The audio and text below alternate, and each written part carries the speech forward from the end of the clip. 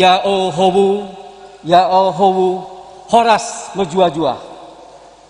Yang saya hormati Ketua KPU dan Komisioner Kabupaten Nias Selatan beserta jajarannya, Ketua Bawaslu atau yang mewakili Kabupaten Nias Selatan, yang saya hormati calon bupati dan wakil bupati nomor urut 1, Bapak Dr. Hilarius Duha SHMH dan Bapak Firman Diawa SHMH.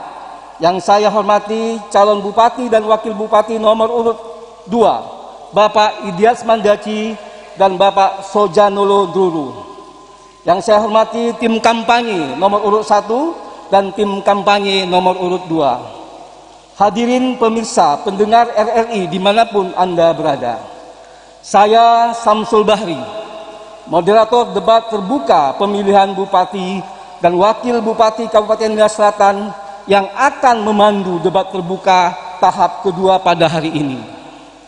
Rabu tanggal 11 November 2020 di Gedung Balai Persekutuan BKPN Teluk Dalam Kabupaten Nias Selatan. Dapat saya sampaikan bahwa pelaksanaan debat publik ini dilaksanakan dengan mematuhi protokol kesehatan, pencegahan, dan pengendalian COVID-19.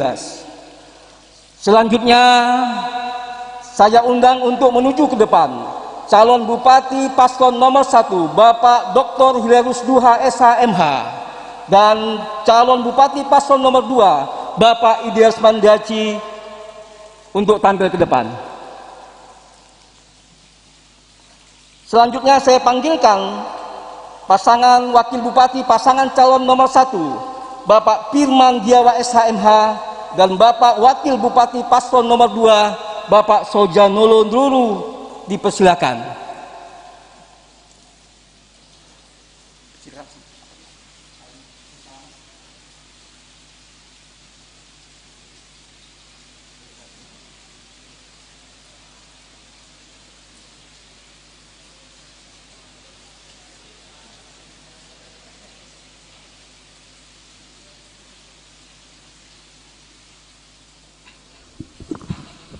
Kita berikan tepuk tangan. Terima kasih. Ya.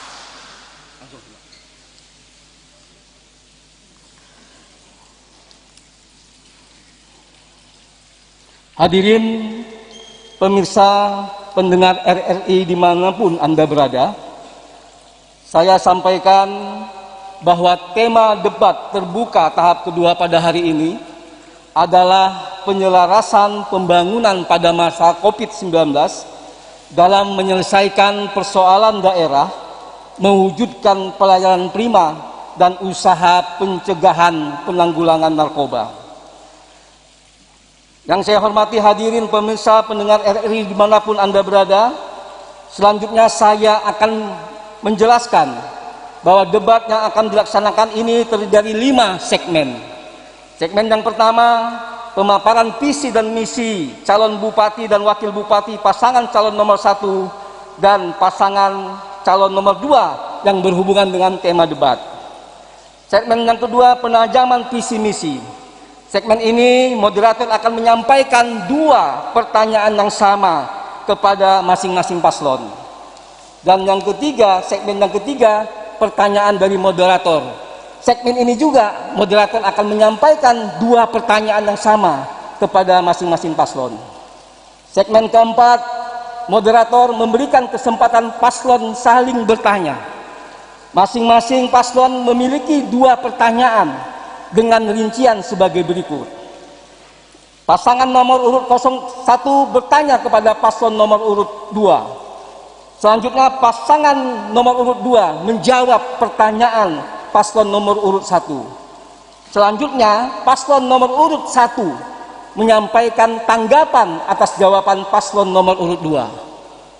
Selanjutnya juga demikian, paslon nomor 2 bertanya kepada paslon nomor 1. Selanjutnya paslon nomor 1 menjawab pertanyaan paslon nomor urut 2 dan paslon nomor urut 2 menyampaikan tanggapan. Jadi pada segmen keempat ini ada bertanya, ada menjawab, dan ada menanggapi. Selanjutnya segmen kelima, closing statement. yaitu masing-masing paslon dan 1 dan paslon 2 memberikan pernyataan tertutup. Hadirin pemirsa pendengar RRI dimanapun Anda berada, perlu kami sampaikan bahwa pertanyaan yang saya sampaikan merupakan pertanyaan yang diperoleh dari berbagai sumber yang diberikan kepada KPU Nias Selatan. KPU Nias Selatan mengundang para pakar, tokoh agama, tokoh masyarakat, akademis, BEM dan LSM untuk merumuskan pertanyaan sesuai dengan tema debat hari ini. Merujuk SOP yang sudah ditetapkan, bersama ini saya jelaskan kembali bahwa acara debat berlangsung, paslon 1 dan paslon 2 wajib mematuhi waktu yang diberikan moderator. Dan semua kegiatan berupa pertanyaan, jawaban dan tanggapan harus sesuai dengan waktu dan petunjuk moderator. Jadi kita tidak menginginkan ada paslon yang menjawab atau mengkritisi tanpa perintah moderator. Selanjutnya kami mengharapkan bahwa paslon 1 dan paslon 2 dapat melaksanakan pelaksanaan ini tanpa memojokkan hal-hal yang sifat pribadi pada masing-masing paslon.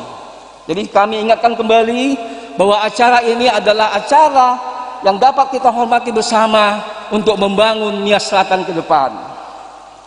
Selanjutnya kami harapkan tim kampanye, LO dan simpatisan tidak diperbolehkan meneriakkan yel-yel, ucapan, tindakan, menunjukkan lambang atau simbol masing-masing paslon yang membuat pelaksanaan debat tidak kondusif.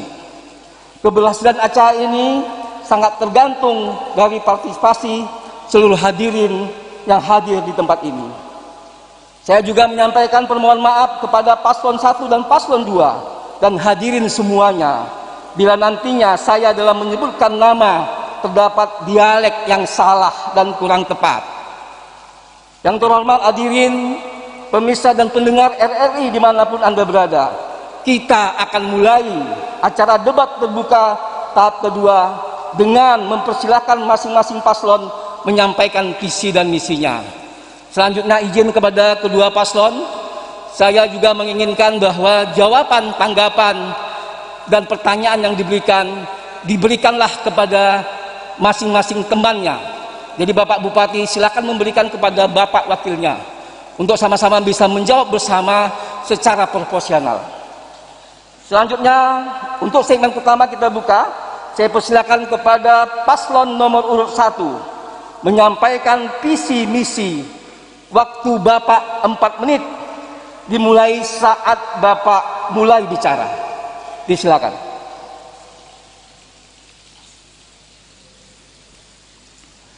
Baik, terima kasih atas waktu yang diberikan kepada kami menyampaikan visi misi pada debat yang kedua ini. Pertama, bahwa visi kami masyarakat, bagaimana menjadikan masyarakat sejahtera, Nias Selatan maju, masyarakat sejahtera.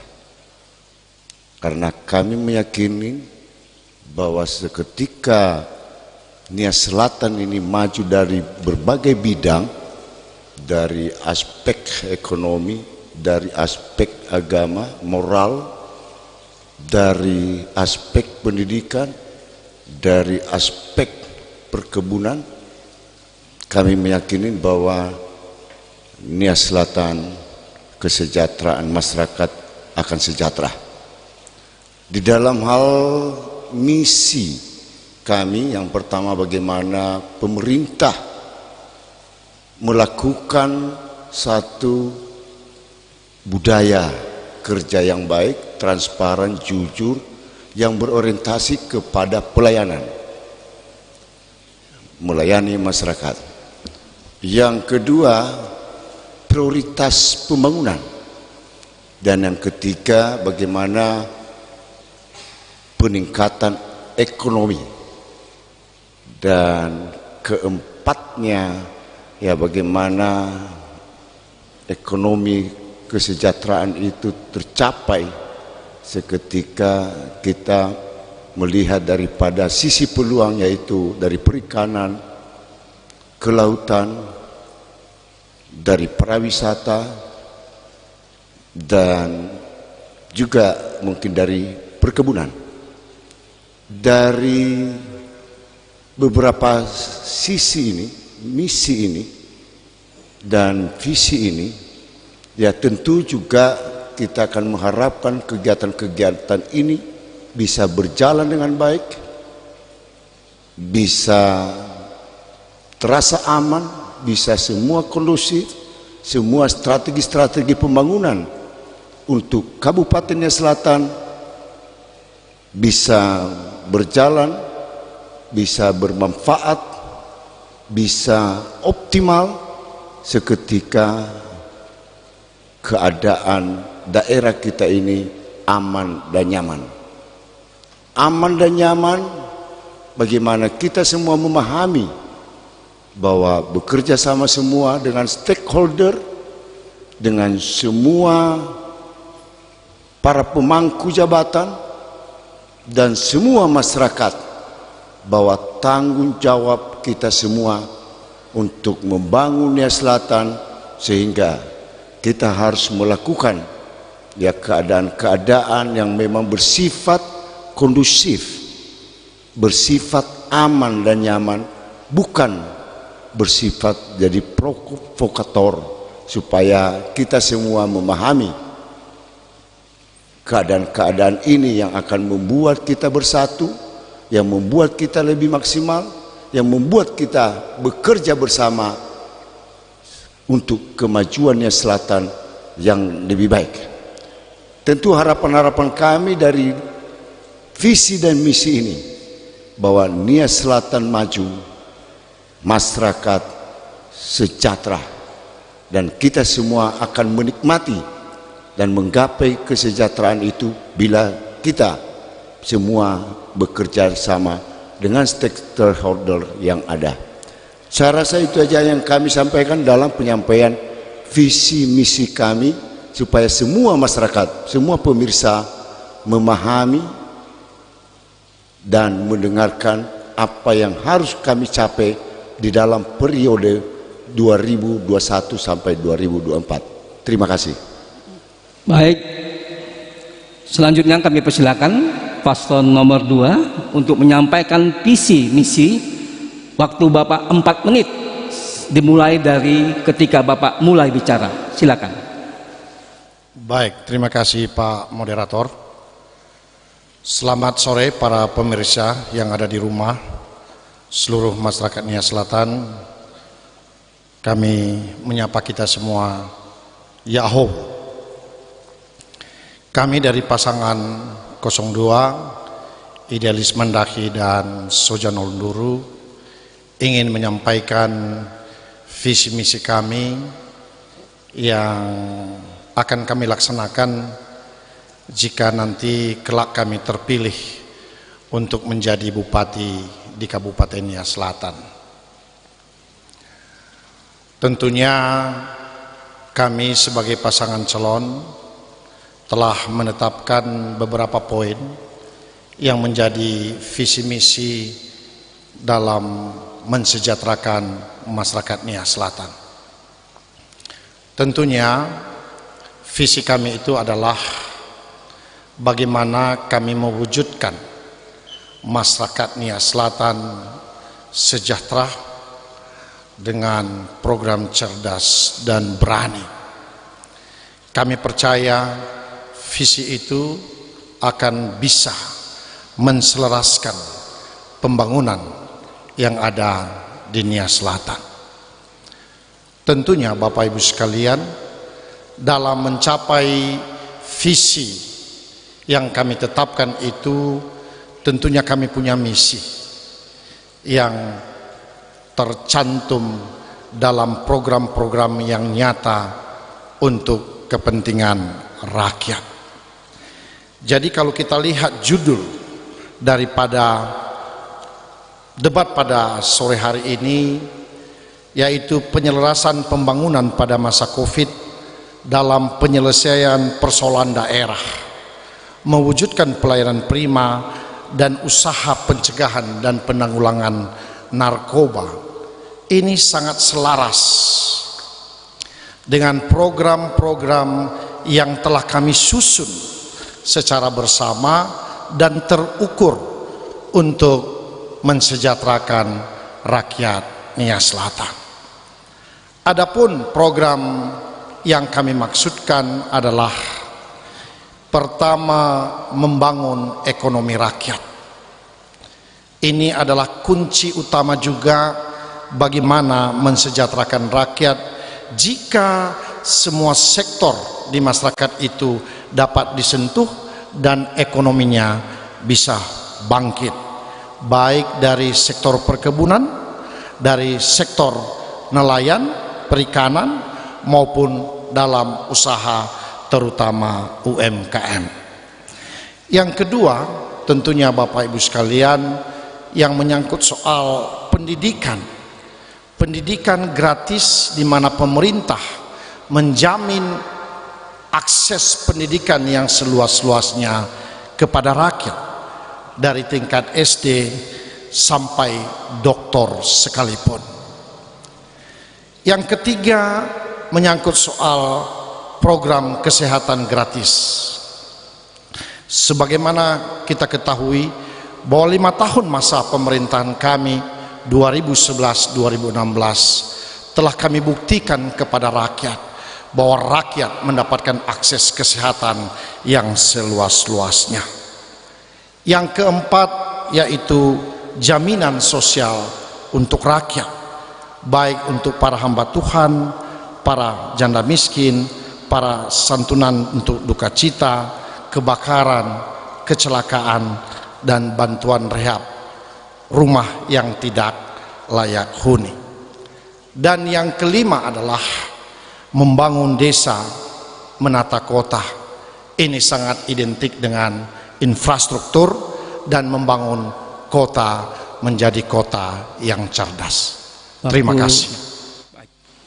Hadirin pemirsa dan pendengar RRI dimanapun Anda berada, kita telah melalui segmen pertama, yaitu masing-masing paslon 1 dan paslon 2 telah menyampaikan visi misi dengan baik. Sesaat lagi kita akan bertanya lebih jauh pada segmen kedua.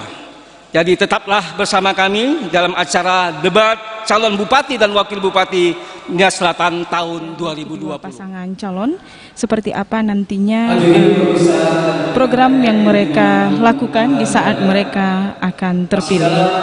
Dan saat ini kita akan mengikuti segmen kedua. Pada segmen kedua ini nanti akan ada penajaman visi misi ya oleh yang disampaikan saat ini oleh moderator. Berikut kita dengarkan bersama. Selatan. Selanjutnya dapat saya sampaikan bahwa pertanyaan ini adalah pertanyaan yang merupakan aspirasi-aspirasi yang sudah kita rangkum. Selanjutnya, hadirin pemirsa dan pendengar RRI, marilah kita sama-sama mendengarkan apa yang menjadi pertanyaan dan apa yang menjadi jawaban. Bapak Paslon 1 dan Bapak Paslon 2, dapat kami sampaikan bahwa saya akan membaca pertanyaan dengan 2 kali. Jadi tolong bersama-sama disimak. Selanjutnya sekali lagi juga saya berharap bahwa Bapak Paslon Bupati 01 dan 02 dapat memberikan kesempatan kepada wakilnya untuk juga dapat menjawab pertanyaan ini. Tolong didengarkan pertanyaan pertama. Kita ketahui bahwa Kabupaten Nia Selatan memiliki 35 kecamatan dan memiliki 461 desa. Di antara 35 kecamatan terdapat 7 kecamatan berada di luar kepulauan dan Kecamatan Simuk tercatat sebagai daerah yang terjauh. Yang ingin saya tanyakan, program yang paling penting, prioritas dan unggulan yang Bapak lakukan dalam hal pemerataan pembangunan terhadap daerah-daerah tersebut, sehingga pembangunan fisik dan manusianya terlaksana dengan baik, proporsional, dan manusiawi. Sekali lagi saya ulangi, kita ketahui bahwa Kabupaten Nias Selatan memiliki 35 kecamatan dan memiliki 461 desa. Di antara 35 kecamatan terdapat 7 kecamatan berada di luar kepulauan dan Kecamatan Simuk tercatat sebagai daerah yang terjauh. Yang ingin saya tanyakan, program yang paling penting, prioritas dan unggulan yang Bapak berdua lakukan dalam hal pemerataan pembangunan terhadap daerah-daerah tersebut sehingga pembangunan fisik dan manusianya terlaksana dengan baik, proporsional, dan manusiawi. Saya persilakan untuk yang pertama, calon bupati dan wakil bupati paslon nomor urut 1 dapat menjawab. Waktu Bapak 3 menit dimulai ketika Bapak mulai bicara. Persilakan. Baik, terima kasih. Bahwa Nias Selatan terdiri dari 35 kecamatan, 459 desa, 2 kelurahan. Dari 35 kecamatan ini ada 7 kecamatan yang berada di luar daripada daratan Nias, yaitu Kecamatan Pulau-Pulau Batu, Kecamatan Simuk, Pulau-Pulau Batu Utara, Pulau-Pulau Batu Barat, Pulau-Pulau Batu Timur, dan Pulau-Pulau Batu Barat.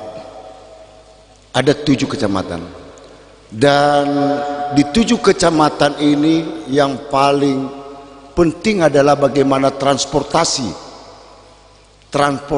menuju di kepulauan, transportasi dengan kapal cepat, transportasi dengan yang layak sehingga ekonomi bisa berjalan dengan baik. Yang kedua, di sana banyak peluang-peluang untuk tempat prawisata. Tentu dengan adanya transportasi, prawisata, tempat prawisata, tempat kunjungan pasti akan digemari oleh para wisatawan. Karena di 7 kecamatan ada beberapa spot prawisata tentang diving, snorkeling, dan termasuk juga masalah selancar, dan pantainya yang sangat indah. Yang ketiga tentang perikanan, dengan banyaknya terumbu karang, dengan banyaknya pulau-pulau yang ada, perikanan yang juga sangat-sangat memungkinkan bahwa di sana banyak hasil-hasil daripada kelautan yang bisa dijadikan satu peluang peningkatan ekonomi. Dan justru sekarang paling banyak PAD di kepulauan tentang masalah perikanan. Di sana banyak kita mendapatkan lobster, banyak ikan-ikan yang memang ikan-ikan yang diminati secara nasional maupun internasional. Tentu semuanya ini yang kami lakukan adalah bagaimana transportasi cepat, bagaimana pelayanan publik, bagaimana pelayanan para pedagang, bagaimana pelayanan para investor yang ada, sehingga tertarik untuk melakukan daripada kegiatan-kegiatan di sana di bidang pariwisata dan juga di bidang perikanan. Dan yang terakhir, kami mengembangkan beberapa daripada perikanan itu untuk menyediakan perahu-perahu dan perlengkapan daripada nelayan, supaya nelayan bisa juga berkembang, bisa mendapatkan hasil yang baik. Waktu Bapak sudah habis. Terima kasih. Selanjutnya saya persilakan kepada pasangan wakil bupati dan bupati pasangan nomor 2. Waktu Bapak 3 menit dimulai ketika Bapak bicara. Dipersilakan, Pak. Baik, terima kasih Pak Moderator. Kalau kami paslon 02 akan memfokus membangun daerah kepulauan itu adalah lewat sentuhan program kami, yaitu membangun sumber daya manusia. Karena kami percaya untuk keluar dari ketertinggalan ini, kita harus membangun manusianya supaya mereka mempunyai kecerdasan untuk mengelola daerah mereka sendiri. Ini sangat penting sekali, sehingga apapun program yang akan kita tampilkan kepada mereka, kita sampaikan kepada mereka, baik itu sektor pariwisata, baik itu pembangunan infrastruktur di bidang transportasi, dan termasuk juga tambatan perahu, dan juga termasuk kepada nelayan. Maka ini sangat penting supaya masyarakatnya bisa menerima baik semua sektor pembangunan yang mereka terima dari pemerintah.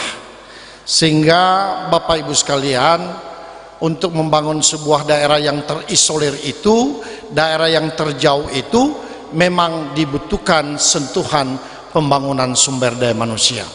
Itu makanya sejak tahun 2011 sampai 2016 saya mempunyai program yang cerdas dan berani untuk masyarakat kepulauan. Bahkan saya telah menciptakan dokter-dokter di setiap kecamatan, supaya nantinya jika masyarakat sakit itu tidak perlu lagi ke daratan ke Nia Selatan, cukup ditangani di kecamatan itu karena ada dokter-dokter yang siap melayani. Sehingga kenapa saya katakan tadi sangat matching dengan bagaimana mewujudkan pelayanan prima kepada rakyat. Bagaimana membangun Nia Selatan itu lewat pelayanan prima, yaitu kita mendekatkan kepada mereka pelayanan yang signifikan, artinya mereka bisa langsung melayani diri mereka sendiri.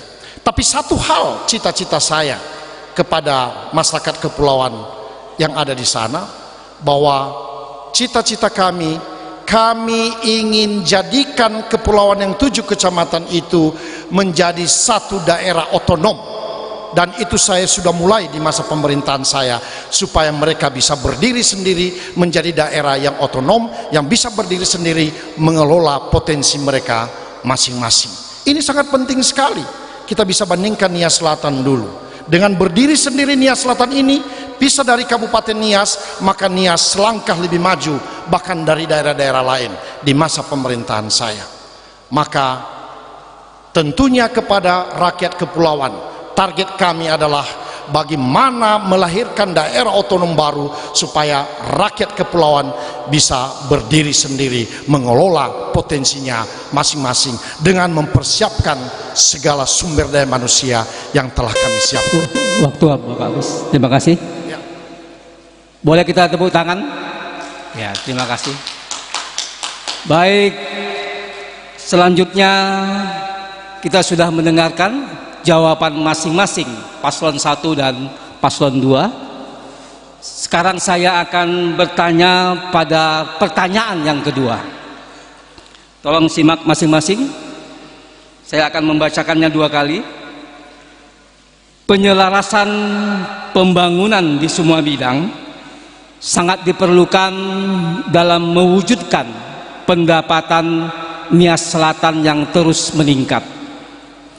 Selanjutnya perlu menata dan mengatur moda transportasi seperti terminal, bandara, pelabuhan yang terkoordinasi baik, angkutan umum antar desa, angkutan umum antar kabupaten, angkutan komersial lainnya. Pertanyaannya, upaya apa yang Bapak berdua lakukan dalam menata dan mengatur moda transportasi tersebut sehingga menjadi bagian penting dalam mewujudkan peningkatan pendapatan masyarakat Nia Selatan? Saya ulangi sekali lagi, penyelarasan pembangunan di semua bidang sangat diperlukan dalam mewujudkan pendapatan Nia Selatan yang terus meningkat. Selanjutnya perlu menata dan mengatur moda transportasi seperti terminal, bandara, pelabuhan yang terkoordinasi baik, angkutan umum antar desa, angkutan umum antar kabupaten, dan angkutan komersial. upaya apa yang Bapak lakukan dalam menata dan mengatur moda transportasi tersebut sehingga menjadi bagian penting dalam mewujudkan peningkatan pendapatan masyarakat Nias Selatan. Saya moderator mengharapkan jawaban ini untuk Wakil Bupati, Pak, ya. Ya, baik. Saya persilakan, saya beri waktu 3 menit menjawab pertanyaan saya, khusus untuk Wakil Bupati dulu, nomor urut 2. Waktu Bapak 3 menit dimulai ketika Bapak bicara. Silakan. Baik, terima kasih kesempatan yang diberikan kepada kami untuk memberikan moda transportasi di Kabupaten Nias Selatan yang menunjang pendapatan daerah. Tentu hal pertama adalah bagaimana membangun infrastruktur yang baik, membangun jembatan, jalan, sehingga alat transportasi bisa lancar dan bisa dimanfaatkan oleh masyarakat. Tentu kita juga tidak hanya membangun infrastruktur jalan, bagaimana kita juga menyiapkan pasar-pasar di setiap kecamatan yang menjadi transaksi masyarakat untuk perputaran ekonomi. Nah, jadi ini salah satu cara kita bagaimana meningkatkan transportasi, bagaimana memberikan mobilisasi kepada masyarakat untuk meningkatkan perekonomian masyarakat. Dan kedua juga kita juga menata pembangunan terminal ya di setiap kecamatan ya, sehingga transportasi ini bisa lebih memadai dan bisa dimanfaatkan oleh masyarakat secara menyeluruh, di mana nanti transportasi kendaraan ya bisa lancar dan bisa dimanfaatkan oleh masyarakat.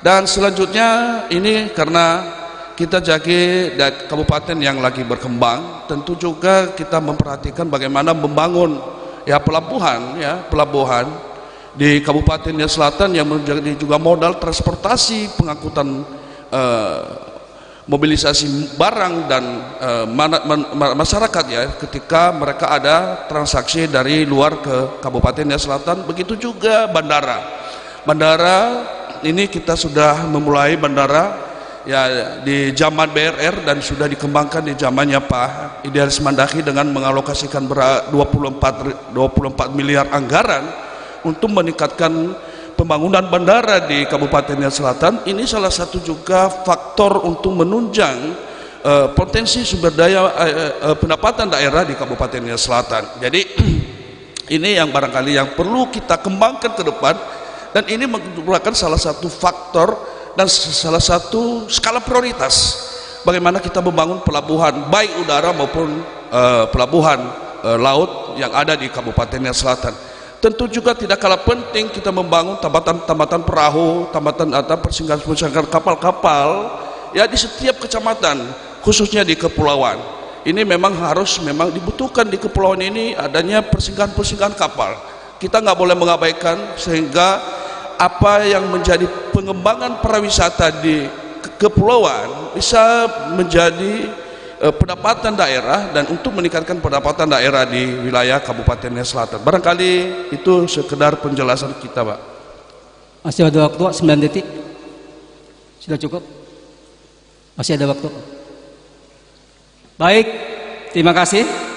Kita lanjutkan untuk Wakil Bupati Paslon nomor 1. Pertanyaannya sama, waktu Bapak 3 menit setelah Bapak berbicara, dipersilakan.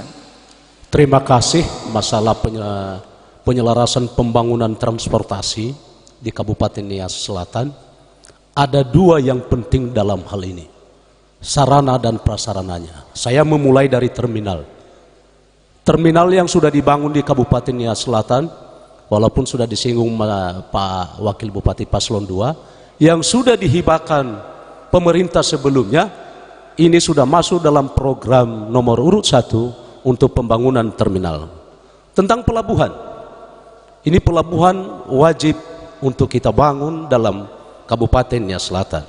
Baru bandara udara yang sudah dimulai, dan walaupun belum diakui Wakil Paslon 2 bahwa masa pemerintahan Hade Sanolo tidak ada pembangunan. Tahun 2019 ini, 2020 ini telah dianggarkan masalah perencanaan dan sudah masuk program dan masuk dalam RPJMD, dan juga sudah ada kesepakatan antara pemerintah daerah dengan DPRD untuk melanjutkan pembangunan Bandara Silambo sebagai pintu gerbang wisatawan Kabupaten Nias Selatan. Kedua, dalam hal pengadaan transportasi sudah dimulai masa pemerintahan Pak Hilarius, di mana ya, kapal dari Sibolga ke Telu Dalam Sibolga sudah berjalan dengan normal, dan juga kapal antara Telu Dalam kepulauan yang 7 kepulauan sudah berjalan, yang dulu adalah 6 sampai 9 jam kita tempuh sekarang dengan ada kapal cepat paling lama 2 jam.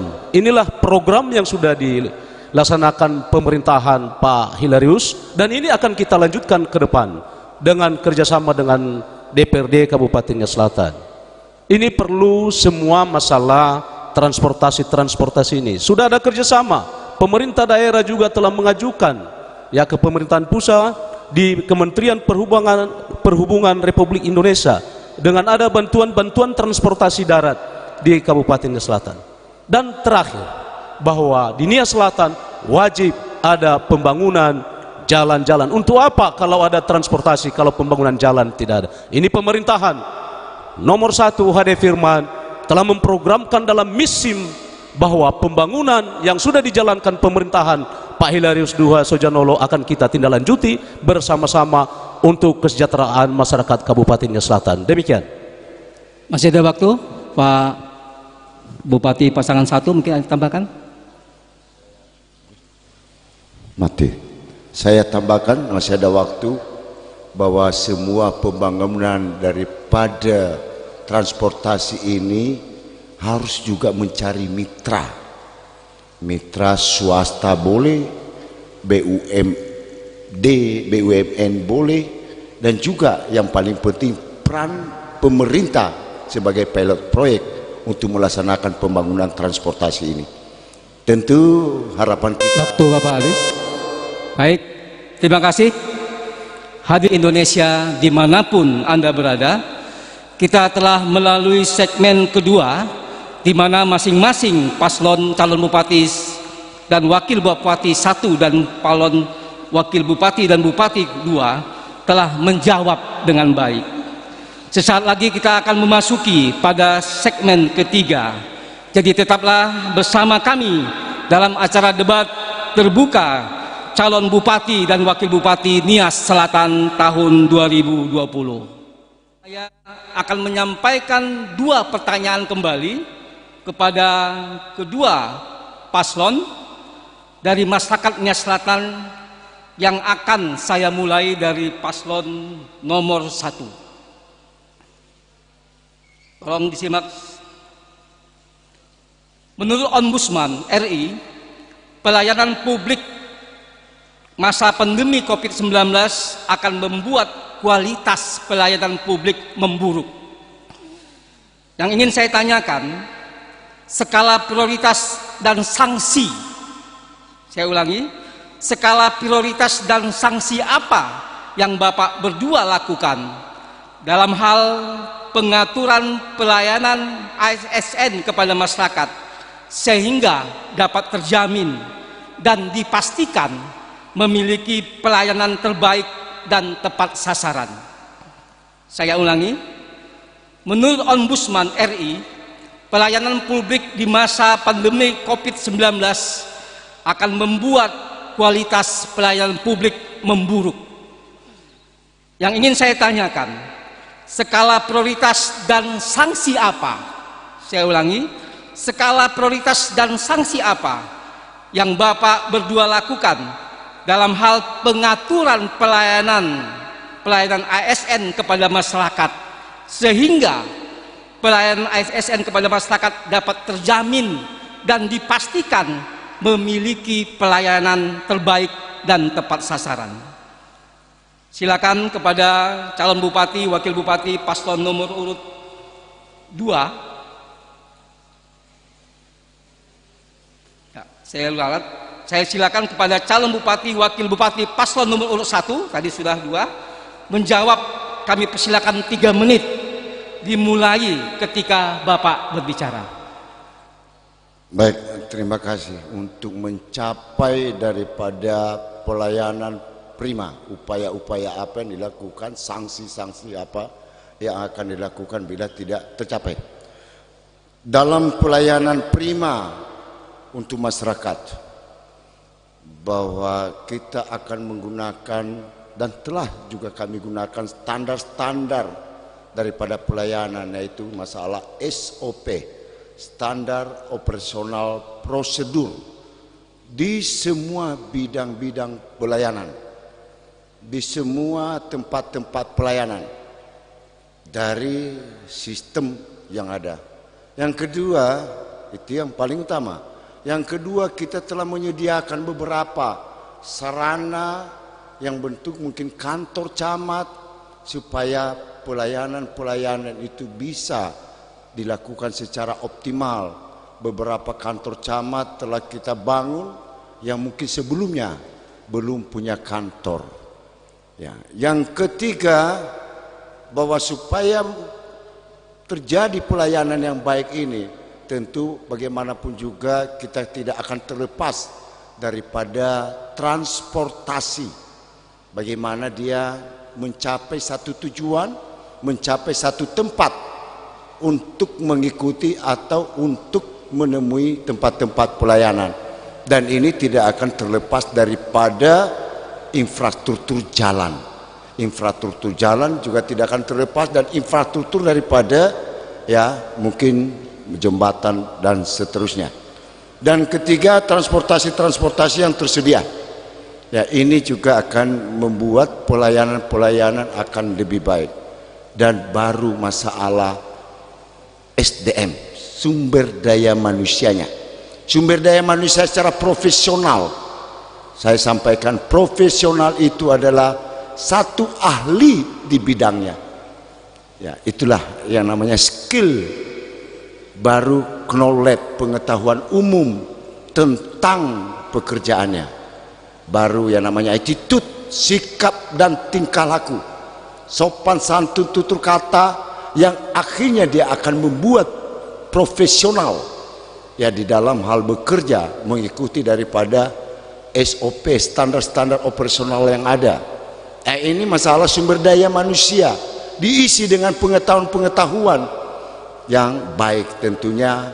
Tentu semuanya ini dalam jangka menengah dan jangka panjang, sehingga semua pelayanan-pelayanan yang ada dengan ada standar-standar operasional SOP, dan itu harus diikuti supaya semua hasil-hasil yang dicapai, semua kegiatan-kegiatan dicapai, semua bermanfaat, dan hasil pencapaian kinerja itu bisa terlihat dan bisa diukur setiap pelayanan-pelayanan yang baik untuk masyarakat. Terima kasih. Terima kasih, Pak. Selanjutnya kami persilakan kepada calon bupati, wakil bupati, paslon nomor 2. Waktu Bapak 3 menit setelah Bapak memulai bicara. Silakan. Ya, kalau ditanya kepada kami paslon nomor 2, apa konsekuensinya, apa sikap seorang pemimpin jika stafnya juga tidak melaksanakan tugas dengan baik, tidak melaksanakan pelayanan prima kepada rakyat? Jawabannya singkat, Pak. Kita copot, kita ganti orang berkompeten. Sehingga sebelum kita menentukan siapa yang menjadi ujung tombak pelayan itu, benar-benar kita sesuaikan dengan kapasitas masing-masing pejabat itu. Ya, cukup Nia Selatan itu tahun 2019 data dari Ombudsman itu menyatakan Nia Selatan itu pelayanan yang paling buruk di Indonesia. Itu ranking 2005 di antara 205 di antara 209 kabupaten. Yang terburuk. Kenapa Bapak Ibu sekalian? Orang yang melayani tidak memenuhi kapasitas. Saya kasih contoh. Kadis PU itu seharusnya punya kapasitas teknis yang mencukupi. Tapi sekarang itu yang ada jurusannya dinas pariwisata, ilmunya ilmu sarjana pariwisata. Jadi tidak nyambung, sehingga kualitas pembangunan termasuk pembangunan jembatan dan jalan di Susua sekarang ini yang terjadi itu tidak sesuai dengan spesifikasi. Bahkan ada dibangun jalan dengan anggaran 9 miliar itu tanpa dengan orderlah, itu langsung best, sehingga kita bisa prediksi bahwa anggaran 9 miliar itu akan sia-sia, umurnya mungkin nggak sampai 1 tahun, karena kami sudah jalani, sudah datang di sana seminggu yang lalu melihat. Ini sebagai contoh bagaimana persiapan penunjukan SDM yang kurang tepat, sehingga merugikan masyarakat itu sendiri, tidak sesuai dengan kapasitas. Yang kedua, kami mau katakan di bidang keuangan itu kadisnya sudah menunjukkan prestasi yang bagus, bisa WDP Nia Selatan ini, tetapi konsekuensinya dicopot. Ini kan tidak sesuai dengan niat kita, niat pemimpin untuk menselaraskan pelayanan prima itu kepada masyarakat. Akhirnya yang korban siapa? Ya rakyat. Kenapa jembatan-jembatan cepat rusak? Karena ya tidak sesuai dengan sumber daya manusianya. Ini menjadi masalah yang sangat mendasar. Kita harus membangun, mempersiapkan sumber daya manusia kita yang sesuai dengan bidangnya, the right man on the right place. Itu sejatinya pelayanan itu, sehingga mereka dengan sukacita melayani masyarakat dan hasilnya juga berkualitas. Demikian Pak Moderator. Masih ada waktu. Baik, terima kasih Bapak Bupati Paslon nomor 2. Untuk pertanyaan kedua, saya ingin yang menjawab adalah Wakil Bupati. Wakil Bupati. Jadi dimulai dari Wakil Bupati nomor urut 2. Pertanyaannya sama. Tolong disimak bersama.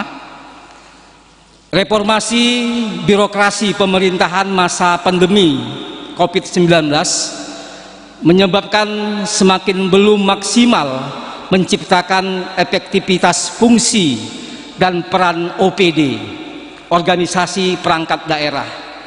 Dalam hal ini para pejabat fungsional seperti kepala dinas, kepala bidang, serta kepala seksi belum sepenuhnya memahami fungsi dan koordinasinya dengan dinas-dinas lain.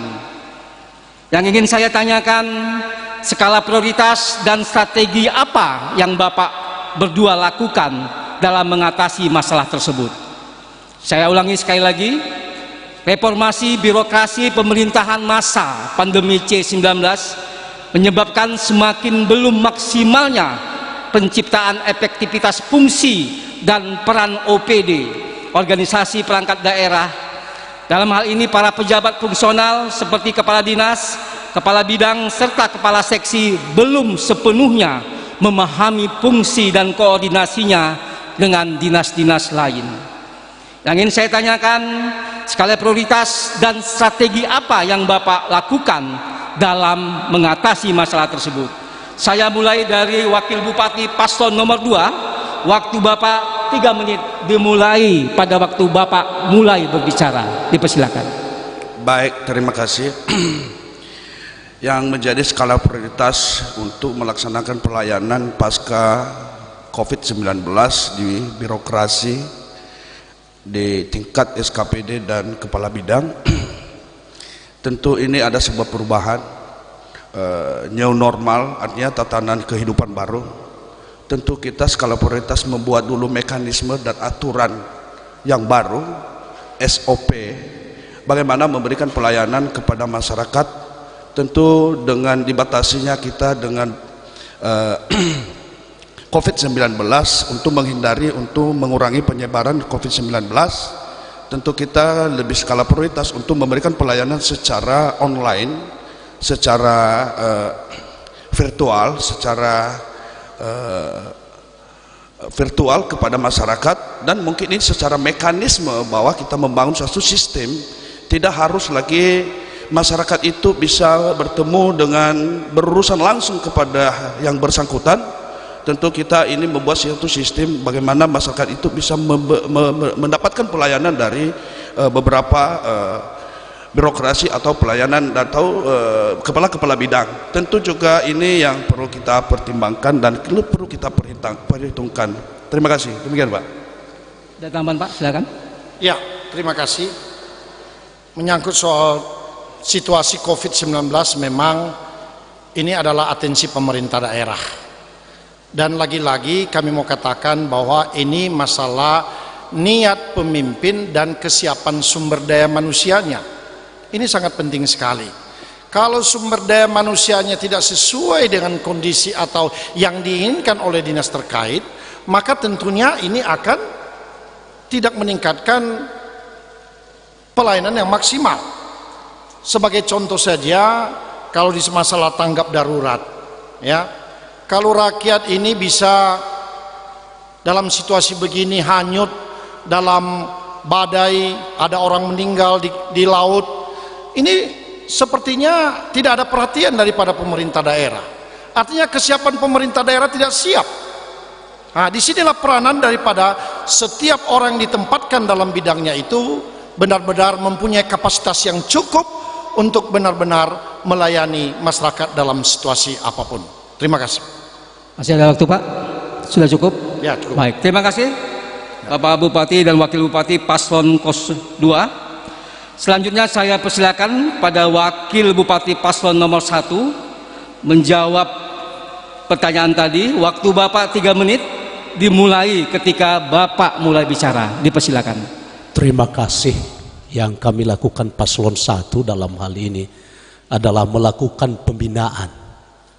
Ya, saya sebagai mantan ASN tidak seperti 5 tahun yang lalu copot sini copot sana kalau ada kesalahan. Kita melakukan pembinaan terhadap ASN. Itulah seorang pemimpin yang baik dan mengerti terhadap bawahannya. Itu yang pertama, melakukan pembinaan kepada ASN kita yang tidak mengerti apa fungsi dan tugas. Dalam Perda sudah jelas bahwa setiap yang memangku jabatan itu sudah mempunyai fungsi dan tugas masing-masing dalam dinas yang dia duduki. Itu yang pertama. Kedua, agar mengerti fungsi dan tugas itu antara pimpinan dengan bawahan harus sejalan dalam hal sebuah organisasi bisa maju ke depan. Ya, itu bawahan harus menjalankan fungsinya masing-masing. Itu ketiga, membangun koordinasi antara dinas dengan yang dinas yang lain. Nah, ini yang perlu kita tahu. Selama ini benar, ya, semua yang dibangun adalah arogansi. Semasa pemerintahan Pak Hade Sanolo ini sudah melakukan saling koordinasi antara satu dengan yang lain. Jangan ada ego sektoral. Karena Nia Selatan ini adalah milik kita bersama, bukan milik orang lain. Maka seluruh ASN, seluruh perangkat pemerintah harus ada saling koordinasi, dan satu tujuan adalah membangun Nia Selatan ini. Berikut apa yang disampaikan bahwa tidak ada kesiapan pemerintah. Saya merasakan bahwa saya bagian ASN, walaupun saya sudah mundur, bahwa pemerintah sekarang sudah ada kesiapan menghadapi corona ini, menyiapkan anggaran, ya, melakukan aturan-aturan yang sudah diputuskan dari pemerintahan pusat. Nah, inilah kesiapan pemerintah yang dilakukan tahun ini. Ya, kalau dibilang Paslon 1 bahwa tidak ada kesiapan, saya meyakini saya bagian pelakunya adalah sudah ada kesiapan pemerintah setempat dalam hal melakukan ini semua. Demikian. Boleh tambahkan Pak, masih ada waktu kita. Boleh. 53 detik. Saya sambungin. Memang kalau ngomong itu asal ngomong boleh-boleh aja. Ya, tapi yang jelas kita bicara soal indikator yang tercapai, bukan asbun asal ngomong. Indikator yang dicapai selama ini artinya semua sistem-sistem yang kita bangun, semua aplikasi-aplikasi yang kita bangun di dalam hal perangkaan, semua bekerja sama, semua OPD bekerja sama, sehingga pemerintah Kabupaten Nia Selatan, dalam arti bukan kepala keuangan, pemerintah Kabupaten Nia Selatan mendapat nilai wajar dengan pengecualian WDP. Ini indikator. Ya, kalau soal kurang pasti ada kurang, tapi indikator secara keseluruhan artinya bahwa pengelolaan pemerintahan itu sudah Terima kasih. Waktu Bapak sudah habis. Baik, hadirin pemirsa dan pendengar radio dimanapun Anda berada, saya akan memasuki pertanyaan yang ketiga. Saya berharap yang bertanya, yang menjawab ini adalah calon bupati masing-masing, yang dimulai calon bupati pasangan nomor 1. Pertanyaannya mohon kita simak bersama. Disinyalir bahwa masalah peredaran narkotika dan obat-obatan terlarang tetap tinggi meski COVID-19 sedang mewabah. Sasarannya adalah generasi produktif. Menurut data, pengguna narkotika di Nia Selatan masih relatif kecil jika dibanding kabupaten kota lainnya. Tetapi karena peredaran narkotika bersifat masif dan terorganisir, maka masalah P4GN, pencegahan, pemberantasan, penyalahgunaan dan peredaran gelap narkoba harus diantisipasi dari awal sehingga dapat ditekan jumlah pengguna dan pengebar narkotika tersebut. Pertanyaan saya adalah, usaha-usaha strategis apa yang Bapak lakukan dalam hal penanganan narkotika, baik secara juridis, adat istiadat, sosial dan budaya, sehingga terjamin dapat menekan peningkatan pengguna dan pemakai narkotika tersebut. Saya ulangi kembali, disinyalir bahwa masalah peredaran narkotika dan obat-obatan terlarang tetap tinggi meski COVID-19 sedang mewabah. Sasarannya adalah generasi produktif. Menurut data, pengguna narkotika di Nia Selatan masih relatif kecil jika dibanding kabupaten kota lainnya. Tetapi karena peredaran narkotika bersifat masif dan terorganisir, maka masalah P4GN harus diantisipasi dari awal sehingga dapat ditekan jumlah pengguna dan pengebar narkotika tersebut. Pertanyaan saya adalah, usaha-usaha strategis apa yang Bapak berdua lakukan dalam hal penanganan narkotika tersebut, baik secara juridis, saya ulangi, baik secara juridis, adat istiadat, sosial dan budaya, sehingga terjamin dapat menekan peningkatan pengguna dan pemakai narkotika tersebut, khususnya di Nia Selatan. Saya silakan kepada Bapak calon bupati paslon nomor 1. Waktu Bapak 3 menit dimulai ketika Bapak mulai berbicara. Baik, terima kasih. Untuk narkoba, narkotik dan obat ini sangat berbahaya. Dengan berbahaya ini akan merusak masa depan atau generasi para penerus. Apa yang harus kita lakukan? Paling tidak masalah preventif, pencegahan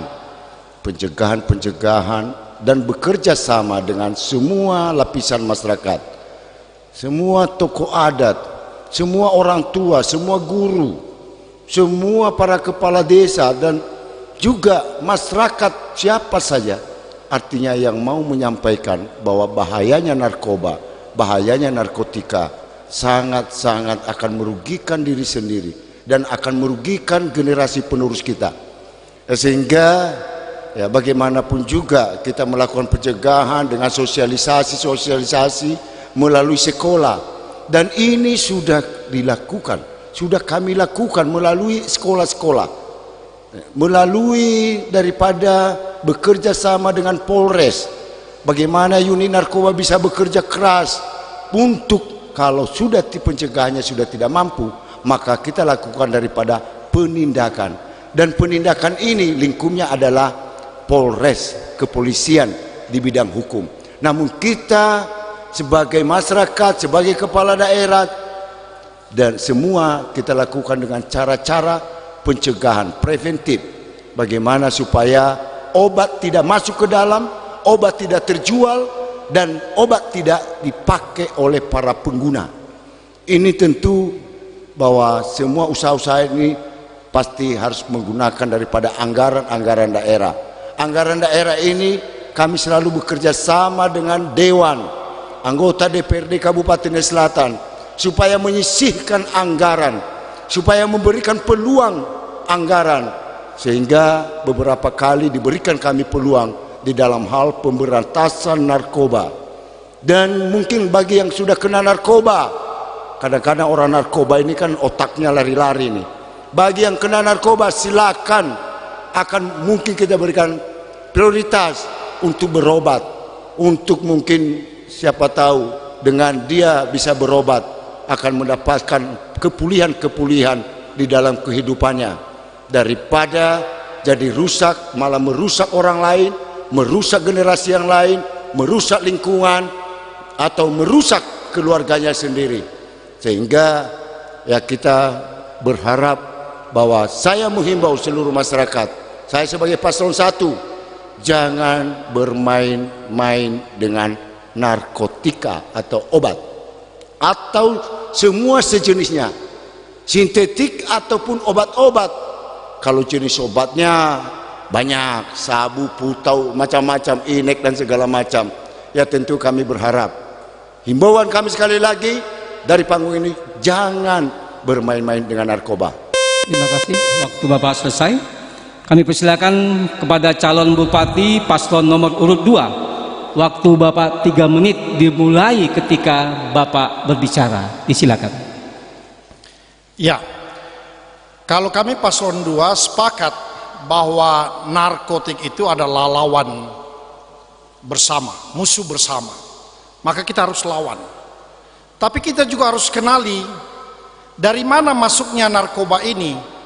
Kenapa bisa pemuda-pemudi kita lebih cenderung menikmati narkobanya? Menurut survei data yang ada bahwa nafza, narkotik, psikotropika dan zat aditif lainnya, salah satunya itu adalah rokok. Rokok ini adalah bagian daripada narkotik. Disitulah pintu masuknya narkotik kepada masyarakat kita, kepada pemuda-pemuda kita. Kalau generasi muda kita sudah mulai merokok, maka mudah sekali masuk untuk mempengaruhi menjadi pemakai. Maka di sini peranan penting bagi seorang pemimpin untuk menjadi contoh dan teladan kepada generasi, untuk tidak bermain-main dengan narkotik, termasuk rokok itu, seperti yang disampaikan oleh paslon nomor 1 tadi. Tidak perlu bermain-main dengan narkotik. Itu makanya kita pemimpin yang menjadi teladan, yang menjadi model bagi masyarakat untuk menahan diri, untuk disiplin, untuk tertib, dan membebaskan diri dari hal-hal yang berbau narkotik atau sekalipun itu rokok. Karena sekali saya sudah katakan tadi bahwa rokok itu merupakan pintu masuk kepada generasi untuk mereka menikmati narkotik. Maka saya sangat sepakat sekali tadi yang disampaikan oleh paslon nomor 1, ya, untuk tidak bermain-main dengan rokok, tidak mau memberikan contoh yang buruk kepada generasi muda. Dan kalau ditanya, bagi kami adalah pendekatan kami adalah pendekatan keluarga.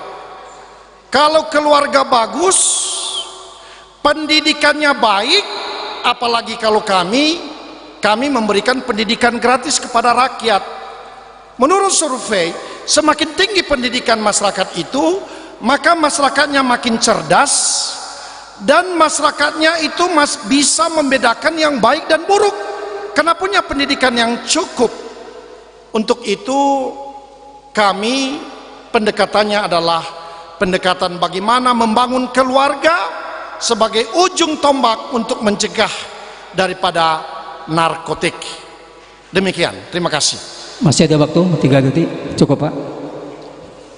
Baik, mari kita berikan aplaus untuk pasangan calon bupati dan wakil bupati nomor 1 dan calon bupati nomor 2. Hadirin pemirsa dan pendengar radio dimanapun Anda berada, kita telah melalui segmen ketiga di mana masing-masing paslon calon bupati dan wakil bupati telah menjawab 3 pertanyaan dengan baik.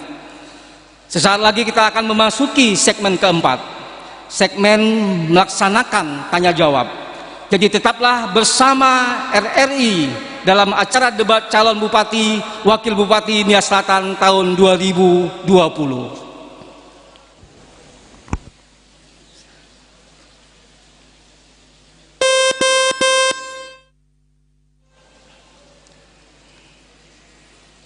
Hadirin pemirsa dan pendengar RRI dimanapun Anda berada, masih dalam debat calon bupati dan wakil bupati Nias Selatan tahun 2020. Kita akan memasuki segmen keempat, yaitu masing-masing paslon menyampaikan pertanyaan kepada paslon bupati dan wakil bupati yang lain.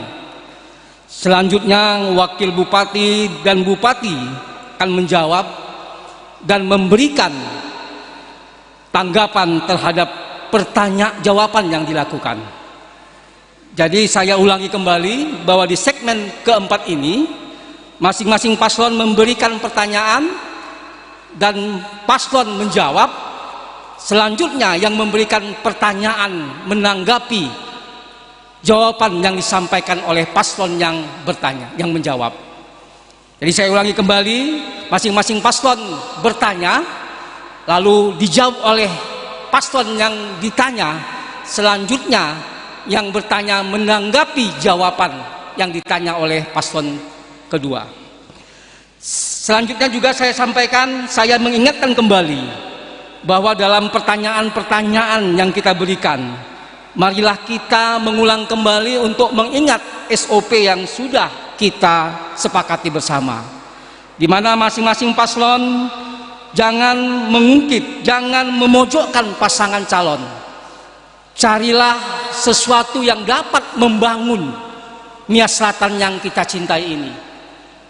Jadi kami sebagai moderator mengharapkan bahwa silakan kita bertanya.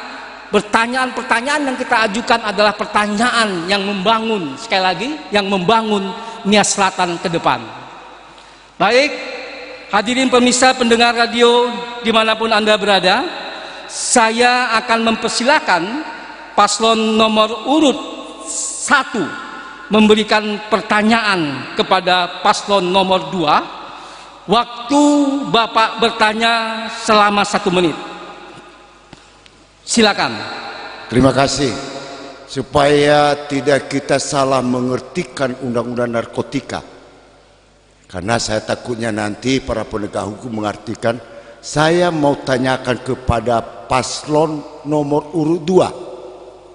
Taruhlah tidak jenis-jenisnya, tapi di undang-undang mana, di pasal berapa, bahwa merokok itu adalah bagian daripada narkotika.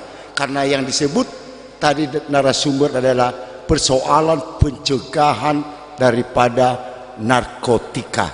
Mungkin silakan Pak. Cukup Pak, masih ada waktu? Cukup. Baik, terima kasih paslon nomor 1. Kami persilakan paslon nomor 2. Waktu Bapak 3 menit. Dimulai ketika Bapak memulai berbicara. Dipersilakan. Baik, terima kasih Pak. Kalau ditanya kepada saya undang-undang nomor berapa bahwa rokok dilarang, saya pikir kita sepakat nggak ada yang melarang orang untuk merokok. Tetapi kalau paslon 01 lihat kotak atau bungkusan rokok yang Bapak Ibu nikmati gitu, ya sudah jelas, bahkan terang, ada fotonya lagi, bagaimana bahayanya rokok itu kepada pengisap rokok, kepada pemakai rokok, dan juga dampaknya kepada orang di sekitar. Itu sangat berbahaya sekali. Saya tidak jauh juga kenapa juga rokok ini dilegalkan. Tapi kalau saya katakan bahwa itu sangat berbahaya. Sangat berbahaya sekali. Tapi kalau dikatakan bahwa itu karena tidak dilarang, ya silakan aja. Tetapi topik kita hari ini adalah bagaimana mencegah narkotik itu kepada generasi kita. Dan menurut penelitian bahwa rokok itu merupakan pintu masuknya kepada generasi untuk menikmati narkotik, untuk menggunakan narkotik. Jadi saya mau katakan bahwa ya kita sebagai pemimpin harus menjadi contoh dan menjadi model bagi generasi kita. Bagaimana kita bisa datang ke sekolah, datang ke kampus, mengatakan kepada rakyat, kepada mereka, jangan merokok. Tapi kita sendiri merokok.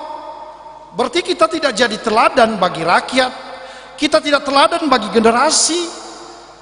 Kalau pertanyaannya timbul, kok Bapak ngelarang kami merokok, sedangkan pimpinan kami sendiri merokok? Kan kita nggak bisa jawab. Jadi saya mau katakan bahwa memang kita ini memang siap lahir dan batin kepada rakyat jika menjadi pemimpin untuk menjadi contoh, model, teladan, panutan, sehingga mereka bangga terhadap pemimpin mereka. Mereka bangga terhadap pemimpin mereka, mereka bisa andalkan. Ternyata setiap kalimat yang keluar daripada pemimpin mereka itu, mereka akui, mereka salut bahwa itu memang bisa diakui dan bisa mereka ikuti. Jadi saya tidak katakan bahwa itu dilarang. Itu hak semua orang untuk merokok. Tetapi kalau saya pribadi, orang merokok di samping saya, pasti saya menghindar atau paling saya tegur. Ya, karena saya bukan perokok. Ya.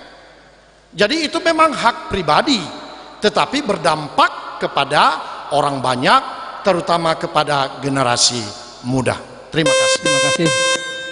Baik, saya persilakan kepada paslon nomor urut 1 memberikan tanggapan atas jawaban yang disampaikan paslon nomor 2. Dipersilakan, waktu Bapak 3 menit dimulai dari ketika Bapak bicara. Tanggapan. Baik. Yang saya maksud tadi narasumber menanyakan soal narkoba. Kalau kita konsisten di pertanyaan itu, mungkin tidak akan kemana-mana. Kalau narkoba ya narkoba. Yang namanya narkoba telah ditentukan jenis-jenis zat-zat apa saja yang menjadi jenis narkoba, narkotik dan obat. Ya tentu ya kita sebagai seorang pemimpin harus memberikan edukasi-edukasi yang benar kepada masyarakat, kepada semua orang, supaya mereka tidak salah tafsir, tidak salah faham. Bukan hanya kita mau bicara bahwa karena kita benar, tidak, karena semua ada aturan-aturan mainnya, ada semua ya, semua sistem-sistem yang ada. Sehingga kalau saya mau mengatakan, mungkin bagi kami narasumber, kalau apa yang ditanya tolong itu yang dijelaskan. Jangan sampai apa yang ditanya dijelaskan yang lain-lain. Karena masalah narkoba sepengetahuan saya adalah itu zat aktif yang dapat merusak saraf-saraf pemikiran daripada manusia itu sendiri. Bukan karena merokok dan segala macam, karena sudah diuji di laboratorium bahwa rokok belum termasuk daripada zat aktif yang untuk dilarang. Karena semuanya itu. Jadi jangan sampai nantinya orang salah dengar lagi merokok, oh itu narkoba. Akhirnya datang teman-teman kita penegak hukum main tangkap aja karena narkoba. Ini yang saya mau fahami, ini yang saya mau edukasi kepada seluruh kita dan terutama kepada paslon nomor urut 2, jangan salah tafsir. Ya, yang namanya zat aktif itu jangan salah tafsir. Saya ulangi sekali lagi, Jangan salah tafsir yang akhirnya semua masyarakat mengatakan seolah-olah merokok itu narkoba, merokok itu adalah satu tindak pidana yang dapat ditindak oleh mungkin pihak-pihak yang berwenang. Itulah makanya kita selalu hati-hati. Makanya saya katakan, bagaimana kita mau edukasi kalau kita sendiri tidak paham, kalau kita sendiri tidak mengerti, kalau tidak sendiri kita tidak punya pengetahuan untuk itu. Setelah akhirnya kita mau mengatakan bahwa bukan soal mau contoh yang bagus kalau merokok gitu terus contoh tidak bagus bagi pimpinan. Tidak, saya juga tahu diri kadang-kadang kalau lagi rapat tidak mau merokok, kalau lagi berdiri begini tidak mau merokok. Tapi privasi saya, kalau sudah selesai saya merokok, itu tidak ada larangan.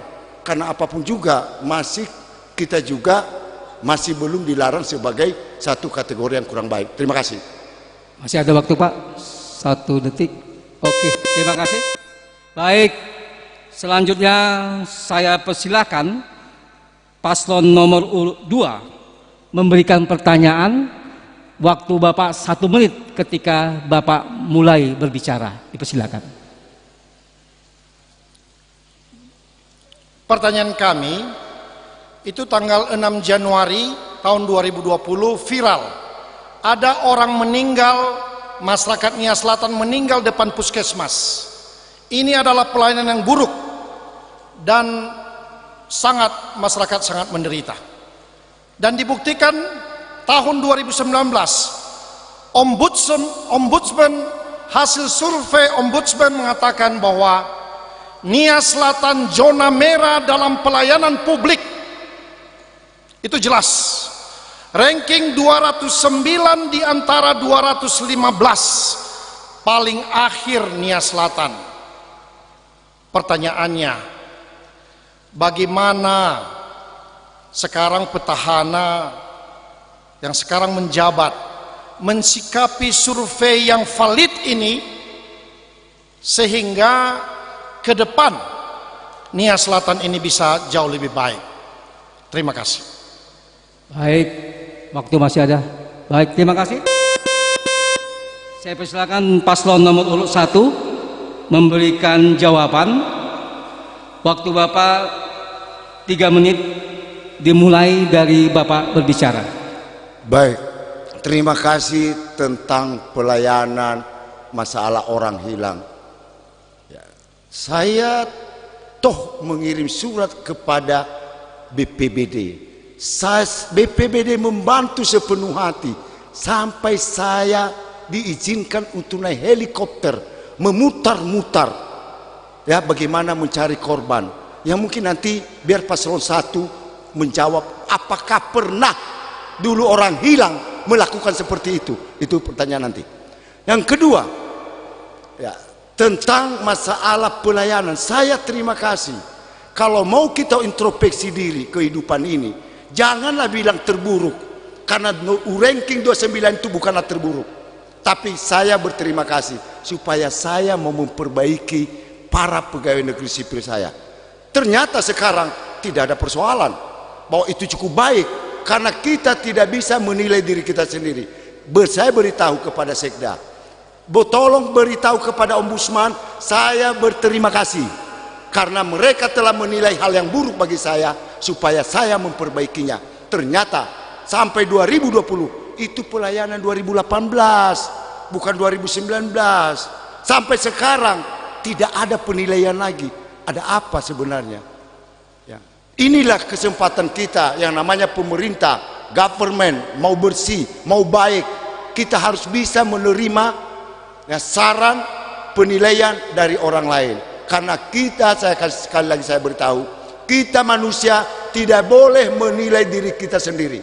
Kecuali ada orang-orang tertentu merasa lebih hebat, merasa menilai dirinya sendiri. Apapun ceritanya, saya akan mengatakan sekali lagi, semuanya itu setelah datang Ombudsman mengatakan kekurangan A, B, C, ya kita lengkapi. Ya. Mungkin saya tidak akan singgung bagaimana mau pelayanan yang baik, kantor-kantor disewa, kantor-kantor entah berantakan kemana-mana, tapi saya mulai benah. Saya bangun kantor camat, saya bangun kantor perizinan kantor bersama, saya mulai bangun kantor kelurahan, saya bangun mungkin kantor-kantor yang lain. Ya, ada kaitannya itu bagaimana kita mau melayani yang baik.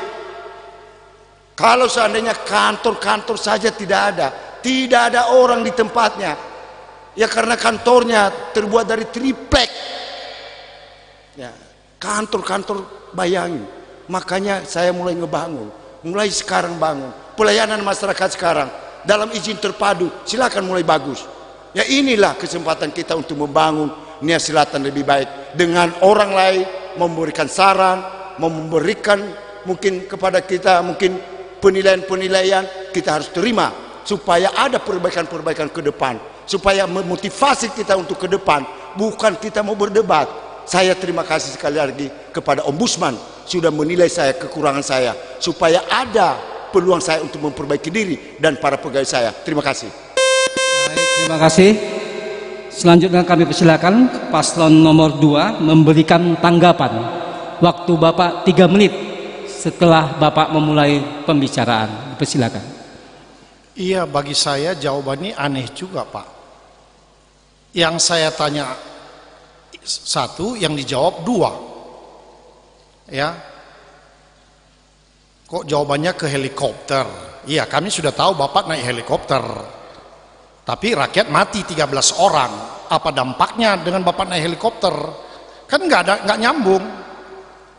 Ini dibutuhkan adalah kepiawaian seorang pemimpin dalam mengambil keputusan untuk keselamatan rakyatnya. Sekarang ada rakyat mati di depan puskesmas. Ya, mohon maaf Pak, dulu saya tidak pernah saya biarkan itu. Saya 24 jam standby. Saya bentuk gugus depan untuk melayani rakyat saya, di mana orang sakit 24 jam siap siaga jemput pakai URC, unit reaksi cepat. Sehingga jika rakyat menderita sakit langsung action kita. Itu namanya konsekuensi daripada kepemimpinan. Ya, jadi perlu kita pahami, bukan masalah helikopter, Pak. Rakyat juga tidak senang naik helikopter, melihat Bapak naik helikopter, kok yang tenggelam rakyat Bapak naik helikopter. Emangnya Bapak bisa terjun ke situ naik helikopter, bisa cari-cari? Kan enggak juga. Toh juga kalau Bapak lihat ketemu kan helikopternya sudah penuh, pasti Bapak dikembaliin lagi di daratan dulu baru jemput lagi. Udah duluan mati. Itu pun hari ke-6 baru Bapak, padahal saya sudah bilang di Facebook, segera action helikopter, telepon. Kalau saya itu 1 hari 24 jam selesai saya kasih itu jaminan mutu saya kepada rakyat, seperti saya melakukan pelayanan kesehatan kepada rakyat. Artinya apa? Bahwa pemimpin itu harus siap siaga kepada rakyatnya, karena pemimpin itu hadir, pemimpin itu ada untuk penyelamatan rakyatnya, supaya rakyatnya benar-benar merasakan bahwa pemimpin ada di tengah-tengah mereka dalam situasi apapun dan dimanapun mereka berada. Pemimpin harus hadir. Ya, saran saya sih Pak, dalam kurun waktu 6 bulan ini, akhir masa pemerintahan Bapak, ya siapkanlah URC itu, unit reaksi cepat. Siapkan nomor khusus untuk Bapak ditelepon, atau orang lain bentuk kadis kesehatan untuk ada nomor khusus untuk bisa diberitahu, ini rakyat saya sakit di sini jemput, rakyat saya tenggelam di sini jemput. Begitu saran saya sebagai masyarakat Nia Selatan, sehingga benar-benar yang diwujudkan dalam pelayanan prima dalam topik kita hari ini, benar-benar rakyat merasakan bahwa pemimpin, bahwa bupati hadir di tengah-tengah mereka. Itu sejatinya pemimpin, Pak. Baik, terima kasih. Waktu Bapak sudah habis. Selanjutnya saya persilakan paslon nomor 1 memberikan pertanyaan kepada paslon nomor 2. Waktu Bapak 1 menit dimulai ketika Bapak memulai pembicaraan. Silakan. Baik, terima kasih. Saya hanya menyambungi kehadiran pemimpin. Dan masalah unit reaksi cepat 24 jam. Ini boleh juga ini. Tapi pertanyaan saya, berapa ambulans itu dulunya? Karena di zaman saya sekarang sudah 30 ambulans. Berapa ambulans yang Anda sediakan pada saat di dinas Anda pada saat itu, sehingga reaksi cepat, teriak-teriak semua? Berapa? Apakah keadaan di puskesmas orang tidak sehat? Apakah orang tidak bisa ke puskesmas, harus dijemput sana sini? Coba jelaskan dulu. Terima kasih. Iya. Baik, terima kasih. Mohon kita sama-sama bisa mematuhi. Baik, saya masih ada waktu sebenarnya Pak. Sudah cukup Pak ya. Baik, saya persilakan Bapak Paslon nomor urut 2 memberikan jawaban. Waktu Bapak 3 menit dimulai ketika Bapak memulai pembicaraan. Pak Paslon 01, rakyat tidak melihat, rakyat tidak bertanya, Pak Bupati, berapa jumlah ambulansmu? Rakyat tidak bertanya begitu Pak. Kalau Bapak gagah-gagahan 30 sudah hebat, tapi rakyat tidak terlayani, apa artinya 30 unit Pak? Kalau saya cukup 5 unit, tapi semua terlayani.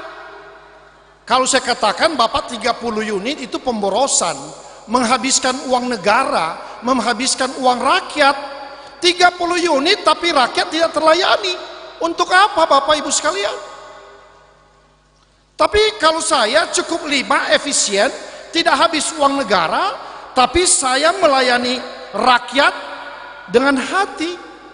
Saya buka akses 24 jam, di mana Anda berada, desa mana, jemput, terbangkan mereka jika harus ke Medan, ya, sampai sembuh dan dikembalikan ke rumah mereka dengan posisi sudah sembuh. Artinya Bapak Ibu sekalian, pertanyaan Pak Paslon 01 ini, saya sangat sedih. Seorang kepala daerah menonjolkan kuantitatif, tetapi tidak berbanding lurus dengan pelayanan kepada rakyat. Sangat sedih kita. Saya yakin rakyat yang menonton hari ini sedih mendengar ucapan seorang bupati yang mengatakan, kami ini 30 loh, 30 ambulans. Untuk apa 30? Kalau rakyat tidak menikmati yang 30 itu. Mendingan 5, tapi rakyat menikmati. Jadi itu poinnya Pak. Jadi tidak, ya saya tahu kalau orientasinya hanya untuk membeli ambulans, saya pikir nggak perlu juga jadi bupati, bisa beli ambulans. Ya, dan buktinya banyak ambulans itu, tahu nggak Pak? Ambulansnya jadi ngangkut yang enggak, ngangkut bulu gowi, ngangkut daun ubi, ngangkut kayu, seolah-olah kayu itu lebih penting dari manusia. Itu jelas. Ngangkut semen lagi, ngangkut semen, itu yang terjadi Pak. Jadi tidak penting ada 30 Pak. Rakyat inginkan mereka sakit, ada yang tangani mereka, ada yang jemput mereka. Tidak perlu keluar uang saku mereka, uang mereka untuk membayar ambulans itu. Kalau saya jamin, rakyat sakit telepon aja saya jemput tanpa bayar, dengan mengabdi sepenuh hati. Kami ini benar-benar ingin melayani rakyat dengan sepenuh hati, tidak dengan 30 unit. Jangan bangga Bapak 30 tapi rakyat tidak menikmati. Untuk apa? Ya, saya rasa itu kesalahan besar Pak. Ya, membeli 30 tapi rakyat tidak menikmati ambulansnya. Rakyat menangis. Terima kasih. Waktu Bapak habis. Terima kasih. Saya persilakan pada paslon nomor 1 memberikan tanggapan terhadap jawaban paslon nomor 2. Waktu Bapak 3 menit dimulai ketika Bapak berbicara. Inilah kadang-kadang mau jadi calon yang tidak memahami namanya mengelola pemerintah, bagaimana efektif, efisien, bagaimana pendekatan daripada pelayanan. Lu tambah banyak kendaraan kok marah. Itu kedekatan pelayanan untuk masyarakat. Ya, kalau kita tahu unsur-unsurnya bagaimana kita mendekatkan diri kepada masyarakat, bagaimana kita memulayani masyarakat, bagaimana pemerintah itu dekat, bagaimana sarana itu menjadi dekat. Kalau memang pemimpin tidak ngerti, kasihan juga memang. Mau jadi apa nih selatan ini nantinya? Makanya akhirnya banyaklah begini keributan sana sini. Karena itu yang hanya kita tanamkan bahwa hanya seperti itu gitu. Tapi perkembangan zaman, perkembangan kedekatan untuk melakukan pelayanan kepada masyarakat, kita tidak faham sebenarnya. Sarana diberikan, kita tidak faham apa manfaat, apa guna daripada sarana itu sendiri. Sarana diberikan, ya, manfaatnya pasti banyak supaya memang terlayani. Bayangin saja secepat apa mobil itu mau berangkat ngeong, cuma 4 biji. Ya, kalau dia sampai 30 jam, sampai 30 kilometer, dia berjalan teriak-teriak, lama-lama yang sakit itu meninggal. Apakah karena meninggal kita mau kasih uang kematian 3 juta? Apa iya itu yang diharapkan masyarakat? Makanya kita sekarang itu seorang pemimpin yang baik, memahami betul bagaimana perkembangan itu, memahami betul bagaimana kemajuan itu, memahami betul yang namanya pelayanan untuk masyarakat, bagaimana supaya cepat pelayanan itu. Semua sistem cepat sekarang, semua sistemnya. Dan bagaimana mau cepat kalau kendaraan itu kita katakan kalau sudah 20 tidak bagus, justru kalau bisa ditambah supaya pelayanan itu tercapai, supaya pelayanan itu cepat, kecepatan melayani cepat, bukan harus dibanggakan hanya 4. Ini yang saya harapkan seorang pemimpin yang baik, pemimpin yang bijak, pemimpin yang mengerti, bukan karena bagaimana rakyat saya. Memang rakyat itu nggak kemana-mana. Dulu rakyat namanya, sekarang masyarakat sejajar, tidak ada rakyat lagi, rakyat sistem kerajaan. Biar kita memahami bahwa sekarang sejajar dalam hak asasi manusia, Declaration of Human Rights, semua kesejajaran. Hanya karena kita diberikan kesempatan jabatan untuk menjadi pekerja, menjadi pelayan kepada masyarakat. Bagaimana kita memikirkan supaya kebutuhan masyarakat, pelayanan masyarakat bisa teratasi, bisa dilaksanakan, bisa dimaksimalkan, bukan hanya kita mau mengatakan kurang baik. Terima kasih. Baik, masih ada waktu? Baik, terima kasih paslon nomor 1. Saya akan menyampaikan waktu untuk bertanya pertanyaan terakhir. Khusus pertanyaan yang keempat ini saya ingin yang bertanya adalah wakil bupati masing-masing. Dan menjawab juga wakil bupati masing-masing. Saya persilakan wakil bupati paslon nomor 1. Saya ulangi, saya persilakan wakil bupati paslon nomor 2 memberikan pertanyaan kepada wakil bupati paslon nomor 1. Waktu Bapak untuk bertanya 1 menit setelah Bapak memulai berbicara. Dipersilakan. Baik, terima kasih.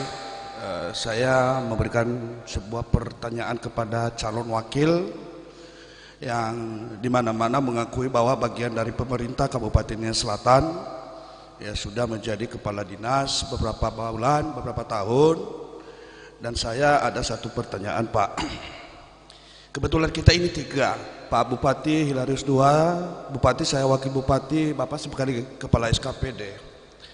Nah, jadi satu pertanyaannya, Bapak kepala dinas atau PLT kepala dinas pertanian, di mana program unggulan kami di zaman kami Pak Hilarius 2 tentang pemberian dana pembukaan lahan jagung yang beribu-ribu hektar yang selama ini yang sudah dilaksanakan, tapi 2019-2020 tidak bisa dilaksanakan. Apakah itu indikator bahwa itu berhasil atau gagal? Kenapa tidak bisa diteruskan, Pak? Artinya kenapa tidak ada? Baik, terima kasih. Saya pikir bisa ditangkap pertanyaannya, Pak. Kami persilakan kepada paslon nomor 2, Wakil Bupati nomor 2 untuk menjawab pertanyaan dari paslon nomor 1. Dipersilakan. Terima kasih Pak. Masih Pak Wakil Bupati, cuman cuti. Saya hormat seorang pemimpin Nia Selatan tidak mengetahui keberhasilan kinerjanya yang dilakukan oleh kepala OPD-nya. Sedih saya hari ini. Kalau ditanya sama kepala dinas apakah berhasil atau tidak, saya dulu koordinasi melalui Pak calon wakil bupati. Kenapa muncul pertanyaan berhasil atau tidaknya program unggulan Hadesanolo? Saya mengatakan kalau belum jelas kepada Bapak bahwa saya melakukan hal itu adalah berhasil dan telah dinikmati oleh masyarakat. Tidak sia-sia uang daerah dilakukan di sana. Walaupun saya hanya sarjana hukum, ya, ditaruh di sana sebagai PLT, melakukan program unggulan bidang pertanian dalam hal pembukaan lahan untuk jagung di mana-mana, dan ada lahan di keluarga Bapak di sana sudah berhasil. Malahan kita turun serta untuk panen jagung di Majina. Apakah seorang pemimpin tidak tahu bahwa berhasil atau tidaknya anak buahnya dalam hal memimpin satu organisasi? Luar biasa. Ini ditonton masyarakat Nia Selatan bahwa seorang pemimpin calon wakil bupati tidak mengerti dan tidak tahu bahwa berhasil tidaknya programnya yang dilakukan oleh kepala OPD. Ini yang perlu kita pahami bersama, bahwa kita harus tahu kepala OPD itu berhasil atau tidak. Maka ini saya menjawab, Pak calon wakil bupati paslon 2 berhasil. Kalau dibilang tidak berhasil, kenapa bisa lanjut? Kenapa bisa lanjut? Salah satu di dapil 3 yang maju, ya, mulai dari Lelewau. Apakah kita tutup mata terhadap keberhasilan malah masalah pembukaan lahan jagung di dapil 3 yang notabene adalah wilayah Pak calon wakil bupati dapil 2, paslon 2? Bisa setelah aktif nanti tanggal 6, tanggal 5 bisa dipanggil PPL. Apakah ada keberhasilan atau tidak? Ini program yang luar biasa yang perlu paslon 1 meneruskan dalam hal program masalah buka lahan dengan jagung, dibanding terbalik dengan masalah kelapa sawit yang memang umur luar biasa masih panjang, 4 tahun 5 tahun baru berhasil. Nah, ini kepada Pak calon wakil bupati paslon nomor 2, ya, saya sangat sedih sebagai mantan eselon 2 menanyakan kepada saya, seorang pimpinan saya, ya, mantan pimpinan saya menanyakan itu. Pak Hilary saya tak pernah menanyakan kepada saya berhasil atau tidak, karena laporan melalui pimpinan berdua, melalui ada 3 pimpinan, Sekda, wakil bupati, Pak Bupati. Maka ini saya nyatakan bahwa program unggulan Hadesanolo masalah pembukaan lahan untuk jagung luar biasa dan sudah dinikmati oleh masyarakat Kabupaten Nia Selatan. Demikian. Masih ada waktu, Bang? 5 detik. Cukup? Baik, terima kasih. Saya persilakan Wakil Bupati paslon nomor urut 2 untuk memberikan tanggapan atas jawaban. Baik, terima kasih. Kita apresiasi pengakuan dari mantan Kadis Pertanian yang mengatakan berhasil. Walaupun tahun 2019-2020 program itu sudah tenggelam, tapi kata beliau berhasil, dinikmati masyarakat. Itu pengakuan ya, mungkin itu menurut dia, ya. Saya tidak tahu bahwa itu hanya kamuflase, tapi secara realita di lapangan, ya, program unggulan itu udah hilang di peredaran Bapak Ibu masyarakat, ya. Jadi kita menggaung-gaungkan bahwa berhasil, rakyat menikmati panen, tidak hanya ukuran panen, Pak. Bagaimana ada peningkatan perekonomian masyarakat, bagaimana ada peningkatan produksi masyarakat, dan bagaimana peningkatan kesejahteraan masyarakat. Bukan kita hanya sekedar memberikan program panen bersama, nanam bersama, pupuk bersama, tapi hasilnya nol. Ini yang perlu kita jawab Bapak Ibu. Bapak berhasil menanam, Bapak berhasil memanen, tapi rakyat tidak merasakan dampaknya, tidak menikmati apa hasilnya. Sehingga program unggulan yang menggebu-gebu di zaman pemerintahan kita bersama bertiga, ya akhirnya 2019 tenggelam di telan bumi, ya kan? Saya nggak tahu apa lagi program yang harus dijual kepada rakyat, yang untuk ya saya selalu kasar bahwa membohongi rakyat lagi, menghibulin rakyat lagi, bagaimana? Jadi kita ini sekarang Pak, pertanyaannya kenapa kalau itu berhasil, artinya produksi jagung itu bisa terukur Pak. Kita menjadi supplier, kita menjadi swasembada pangan jagung, itu keberhasilan. Tapi kalau Bapak mengatakan bahwa saya nanam panen-panen, entah 2 biji buahnya, itu keberhasilan, itu menurut Bapak. Tapi kalau saya mengatakan bahwa itu kegagalan, ya karena tidak rakyat merasakan dan tidak menikmati, begitu Pak. Masih ada waktu Pak, 49 detik lagi. Ada yang mau tambahkan Pak Bupati? Kalau menyangkut soal program jagung, ya saya nggak tahu, tapi yang saya dengar, yang saya lihat, yang saya rasakan disampaikan oleh rakyat kepada saya, karena hampir tiap hari saya kepada masyarakat, itu mereka bilang gagal. Jadi kalau Pak calon wakil bupati sekarang bilang bahwa berhasilnya apa? Rakyat bilang rigi-rigi itu gagal. Ya. Dijanjikan pupuk, padahal pupuknya tidak ada sama masyarakat, tidak dikasih. Jadi rakyat bilang, ya pemerintahnya bohong. Itu yang terjadi, yang saya dengar langsung dari masyarakat. Jadi ini sangat penting sekali. Terima kasih Pak, waktu Bapak sudah habis. Para hadirin, pemirsa dan pendengar RRI dimanapun Anda berada, kita telah melalui segmen keempat, di mana masing-masing bupati dan wakil bupati, masing-masing calon telah menyampaikan pertanyaan, jawaban dan tanggapan yang ini sudah dilakukan dengan baik. Selanjutnya kita akan melaksanakan segmen kelima. Jadi tetaplah bersama kami dalam acara debat calon bupati dan wakil bupati Nias Selatan tahun 2020. Para hadirin, pemirsa dan pendengar RRI dimanapun Anda berada, setelah tidak tadi melaksanakan jeda dalam pelaksanaan segmen keempat, selanjutnya kita akan melaksanakan segmen keempat lanjutan.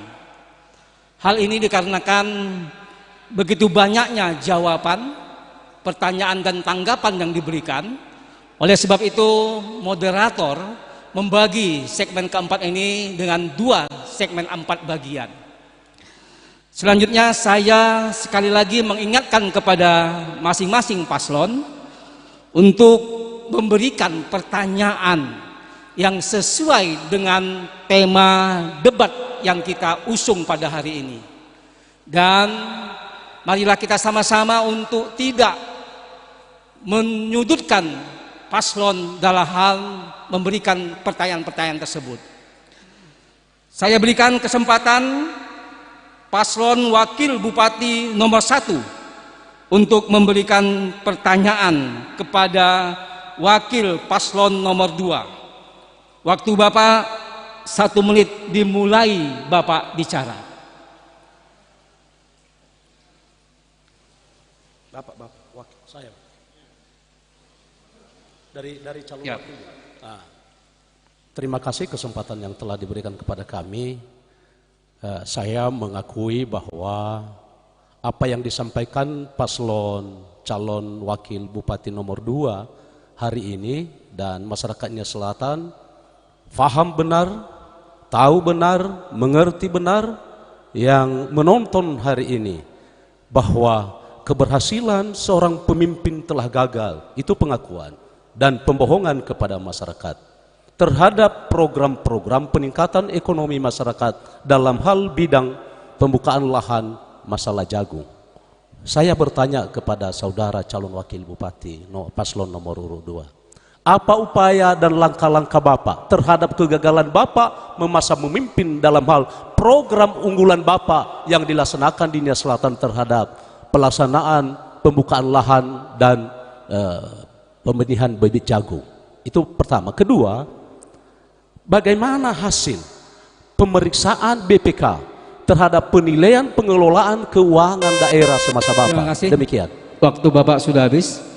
Kami persilakan paslon wakil bupati nomor 2 untuk menjawab pertanyaan. Waktu Bapak 3 menit dimulai ketika Bapak mulai berbicara. Baik, terima kasih.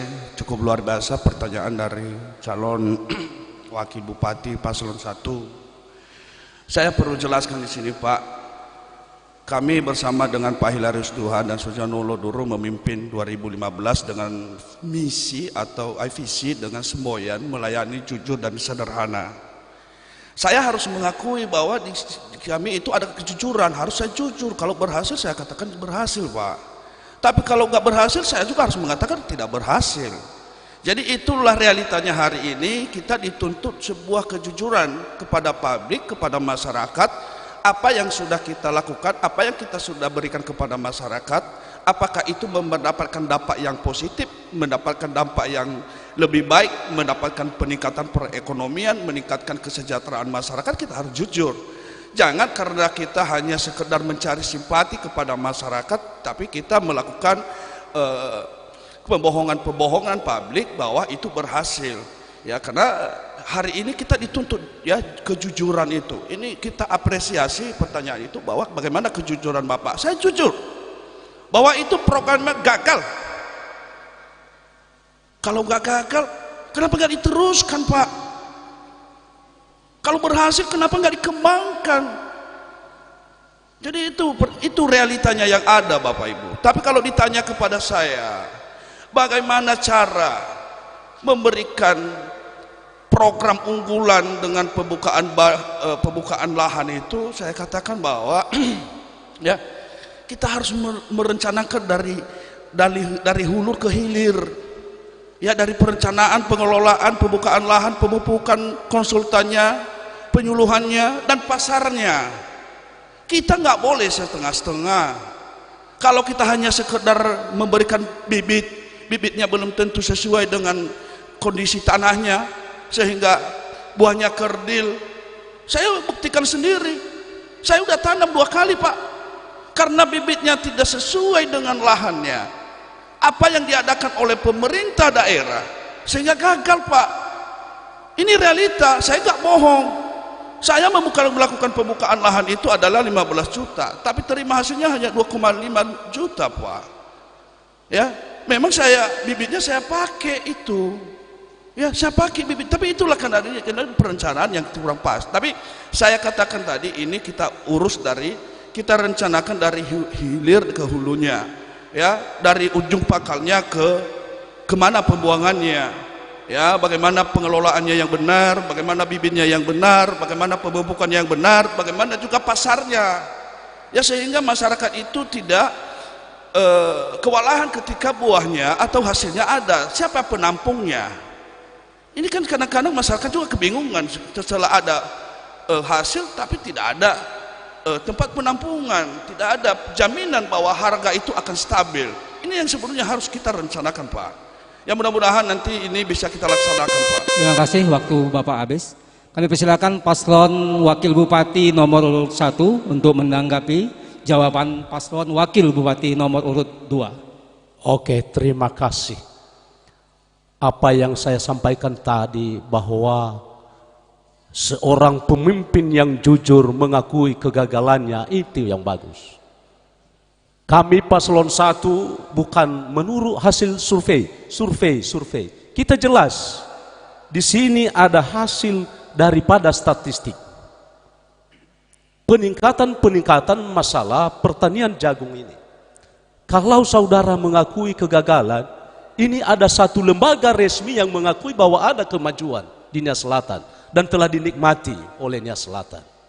Ini kami mohon ini kepada khalayak masyarakat Nia Selatan, untuk pemimpin yang mengakui pembohongannya supaya hati-hati. Berikut, siapa penampung? Di daerah Bapak ada penampung, kok ditanya?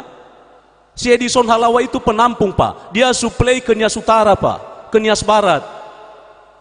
Makanya seorang pemimpin itu harus turun melihat. Ya, jangan hanya duduk. Kita harus turun ke bawah melihat apa keberhasilan anak buah. Baru kedua di Telu Dalam ada Pak Ama Felix Duha yang menampung. Kok dibilang tidak ada penampungan di Nia Selatan? Ini yang perlu kita memberikan pemahaman kepada masyarakat bahwa suatu keberhasilan itu kita harus sampaikan. Jangan kita membohongi, ya, demi kepentingan politik kita, jangan.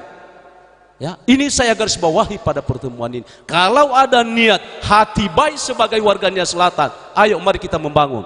Tanpa menjadi pejabat bisa kita turun melihat apa keluhan masyarakat, apa keluhan para petani. Kalau dibilang tadi tidak ada pupuk, itu bohong. Itu sudah dibagi, Pak. Saya melapor sama Pak saudara calon wakil bupati hari itu. Ini sudah datang benih, ini sudah datang pupuk. Ini jangan kita membohongi rakyat, apalagi membohongi diri sendiri dalam hal ini. Kita harus jujur kepada masyarakat. Ya, kita sedang ditonton sekarang. Kalau sudah memulai dalam diri sendiri ada niat bahwa tidak ada kejujuran, maka ke depan tidak ada kejujuran. Maka dalam hal ini, ya, memang ada satu lagi yang belum terjawab tadi. Bagaimana hasil pemeriksaan keuangan oleh BPK masa kepemimpinan Bapak dengan Pak Hade Sanolo. Di situ kita tahu bahwa keberhasilan pimpinan itu. Maka ini kami sampaikan kepada khalayak ramai masyarakat Nia Selatan bahwa program jagung dan ini 2020 ini Pak calon wakil bupati tidak mengetahui bahwa sudah ada pengesahan APBD, bahwa ada lagi lahan, pembukaan lahan dan benih jagung. Coba, ini masih menjabat. Boro-boro tidak tahu bahwa programnya masih masuk dalam tahun anggaran 2020. Tapi dibilang tadi tidak diteruskan. Ini sudah diteruskan. Karena ini adalah suatu keberhasilan, maka pemerintahan Pak Hade meneruskan keberhasilan itu untuk dinikmati oleh masyarakat Nia Selatan. Demikian. Masih ada waktu, Pak? Cukup. Baik. Terima kasih kita sampaikan kepada paslon wakil bupati nomor 1 yang telah memberikan tanggapan atas jawaban yang disampaikan wakil bupati paslon nomor 2. Hadirin yang saya hormati, selanjutnya saya persilahkan Bupati paslon nomor 2 memberikan pertanyaan kepada Bupati paslon nomor 1. Waktu Bapak 1 menit, dimulai ketika Bapak berbicara. Baik, Pak, pertanyaan saya, ini ada pembangunan jalan di Kecamatan Susua. Itu kalau tidak salah nilainya 9 miliar. Saya sudah datang ke sana. Tetapi sangat aneh, Pak. Jalan itu dibangun di atas lumpur. Tidak ada pengerasan, tidak ada onderlah, hanya dengan base. Ini kita bisa bayangkan hasilnya, Pak. Sama dengan membangun rumah di atas pasir. Tidak ada pondasinya. Tetapi gampang sekali, ambil sirtu, balut lumpur, jalan, asal cepat.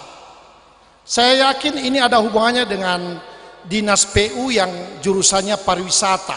Tidak paham teknis daripada pembangun jalan. Kenapa dibangun jalan di atas lumpur, Pak? Ini mengorbankan uang rakyat. Terima kasih. Baik, kami persilakan kepada Bapak Bupati paslon nomor 1 untuk menjawab pertanyaan. Waktu Bapak 3 menit, dimulai ketika Bapak berbicara. Baik, terima kasih.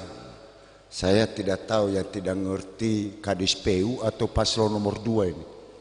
Karena yang saya tahu pekerjaan itu masih berjalan. Jangan kita jadi BPK. Jangan kita jadi ahli. Masih berjalan pekerjaan itu. Kalau memang nanti tidak benar setelah selesai, kan ada pekerjaan untuk BPK. Kalau enggak ya biarlah penegak hukum. Ini kita belum selesai sudah menilai. Yang seolah-olah kita mau jadi penegak hukum, seolah-olah kita mau jadi BPK. Jadi calon bupati aja, Pak. Karena saya ini masih bupati nih. Ya, jadi calon bupati aja, jangan jadi BPK juga. Jangan juga jadi ya apa PPK. Kan ada PPK itu kan orang insinyur juga itu. Ya, orang kerja-kerja di PU itu insinyur juga itu. Kita jangan ngambil alih bahwa itu sudah kita mengatakan itu tidak benar. Karena pekerjaannya masih berjalan. Ya, itu saya yakin pekerjaan masih berjalan itu.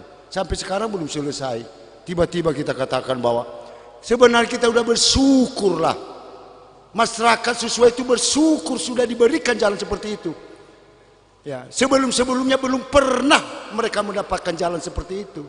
Bersyukur, ya, berterima kasih mereka. Sebelumnya belum mendapatkan itu. Semeter pun belum mereka dapatkan. Bersyukurlah. Makanya waktu kami ke sana bersyukur Pak. Pak Hade bersyukur. Ya, bersyukur. Dan kita juga menikmati. Saya menikmati. Mungkin kemarin paslon nomor 2 biar hanya semeter menikmati juga. Bersyukurlah kita itu. Jangan belum selesai pekerjaan terus kita justifikasi, wah ini tidak benar, tidak. Biarlah nanti BPK, biarlah nanti PPK-nya, biar bagian PHO-nya. Masa ya kita mau jadi PHO juga, mau jadi PPK juga, semua kulit terus daging, tulang buat kita semua. Kita ambil alih semua pekerjaan itu. Untuk apa ada bawahan kita nggak percaya? Percayailah bawahan itu. Didiklah mereka supaya mereka tidak salah jalan, supaya mereka akhirnya masuk bui. Didiklah mereka itu. Ya, nanti kalau salah saya didik. Tapi belum selesai. Biarlah BPK dulu bekerja. Biarlah penegak hukum bekerja. Jangan kita ini mau jadi calon bupati, atau mau jadi calon BPK, atau mungkin mau jadi calon PPK, atau mungkin mau jalan PNS PHO, bagian PHO atau bendahara. Ini yang kadang-kadang salah kita memahami. Ya, salah memahami manajerial, memahami manajemen, memahami pembagian daripada tugas-tugas itu, memahami daripada delegasi daripada pekerjaan. Biarkan saja dulu. Ini belum apa-apa sudah salah.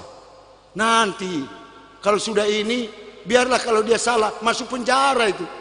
Ya, terima kasih. Baik, terima kasih. Waktu Bapak sudah habis. Kami persilakan Bupati Paslon nomor 2 menanggapi jawaban Bupati Paslon 1. Waktu Bapak 3 menit dimulai ketika Bapak berbicara. Iya, terima kasih Pak. Ini yang saya tanya A, Bapak jawab B. Dari tadi begitu terus Pak, nggak nyambung. Ya, memang masih berlangsung itu pekerjaan, tapi kita tahu bahwa itu kualitasnya sangat buruk. Masa membangun jalan di atas lumpur tidak ada pengerasannya, dan itu kita bisa prediksi itu nggak sampai 1 tahun. Saya udah tanya sama ahlinya, ya, saya sudah tanya sama ahlinya, Pak, kalau membangun jalan di atas lumpur tanpa ada onderlah, tanpa ada pengerasan, itu gimana? Ya nggak bisa lah, harus ada pengerasan dulu, baru bisa dikasih bes, sirtu. Saya yakin Pak, niat baik Bapak itu menjadi sia-sia kepada masyarakat, karena nggak sampai 1 tahun pasti itu hancur, uang rakyat hancur, rakyat menderita lagi Pak. Itu poin dulu. Yang kedua, Bapak bilang nggak ada saya bangun jalan. Emangnya dari Lahusa sampai Sungai Masio itu siapa yang bangun kalau bukan saya Pak? Bapak kan cuma menerusan aja sekarang. Kalau saya juga periode kedua, saya pasti teruskan itu ke Susua. Tapi kan saya tidak berlanjut, waktu itu saya kalah. Kan itu Pak. Saya sudah mulai dari Kecamatan Lahusa, ibu kota, sampai ke Masio, sampai ke Gomo. Saya sudah anggarkan itu 30 miliar Pak. Jadi bukan tidak ada, jadi siapa yang berbohong di sini? Yang saya tanya adalah, kenapa? Jangan bilang masuk penjara, masuk. Justru itulah pentingnya pengetahuan pimpinan untuk mengetahui kualitas pekerjaan itu. Jangan Bapak biarkan anak buah Bapak nanti, wah masuk penjara, masuk penjara. Tidak seperti itu seorang pemimpin Pak. Bapak juga harus punya tahu bagaimana teknis pekerjaan itu. Atau paling tidak Kadis PU mengerti teknis pekerjaan itu supaya rakyat menerima program itu dengan kualitas yang baik dan prima. Seperti judul itu, prima, kita berikan kepada rakyat. Jangan jalan abal-abal, sehingga sering Pak ada viral aspal martabak, jembatan hancur. Ini lagi nanti tragedi Susua ini Pak. Dibangun jalan tanpa pengerasan, tanpa onderlah, sirtu saja, asal cepat, yang penting proyek. Ya nggak seperti itulah Pak. Kasihan masyarakat. Jangan bilang itu nanti urusan Kadis PU. Iya, urusan Kadis PU. Tapi Bapak sebagai pemimpin tertinggi, bupati, harus tahu bahwa itu salah.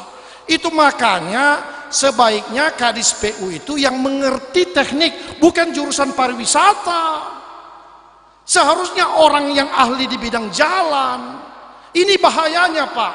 Tidak the right man on the right place. Salah orang gitu loh Pak. Jadi rakyat korban. Terima kasih, waktu Bapak sudah habis.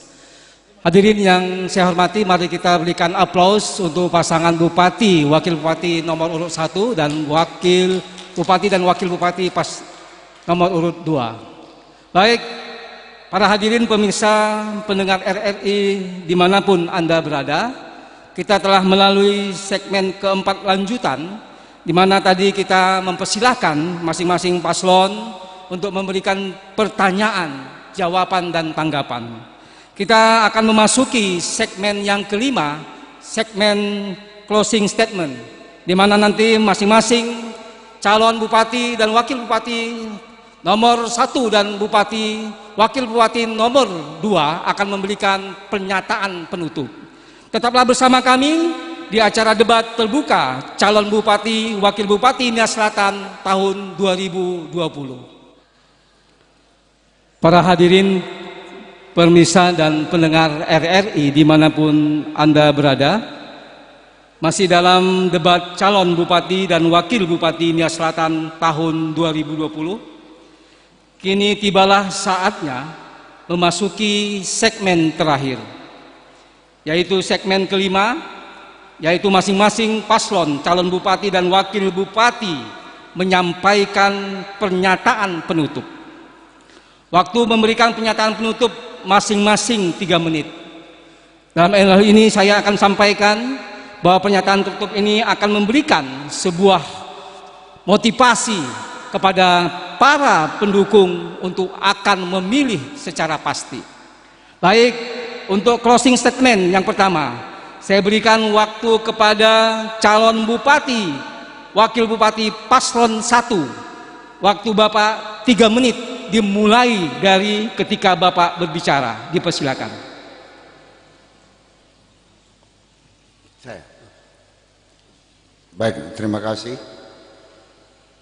Kami nomor urut paslon nomor 1, HD Firman, menyampaikan kepada seluruh warga masyarakat Nias Selatan dimanapun berada,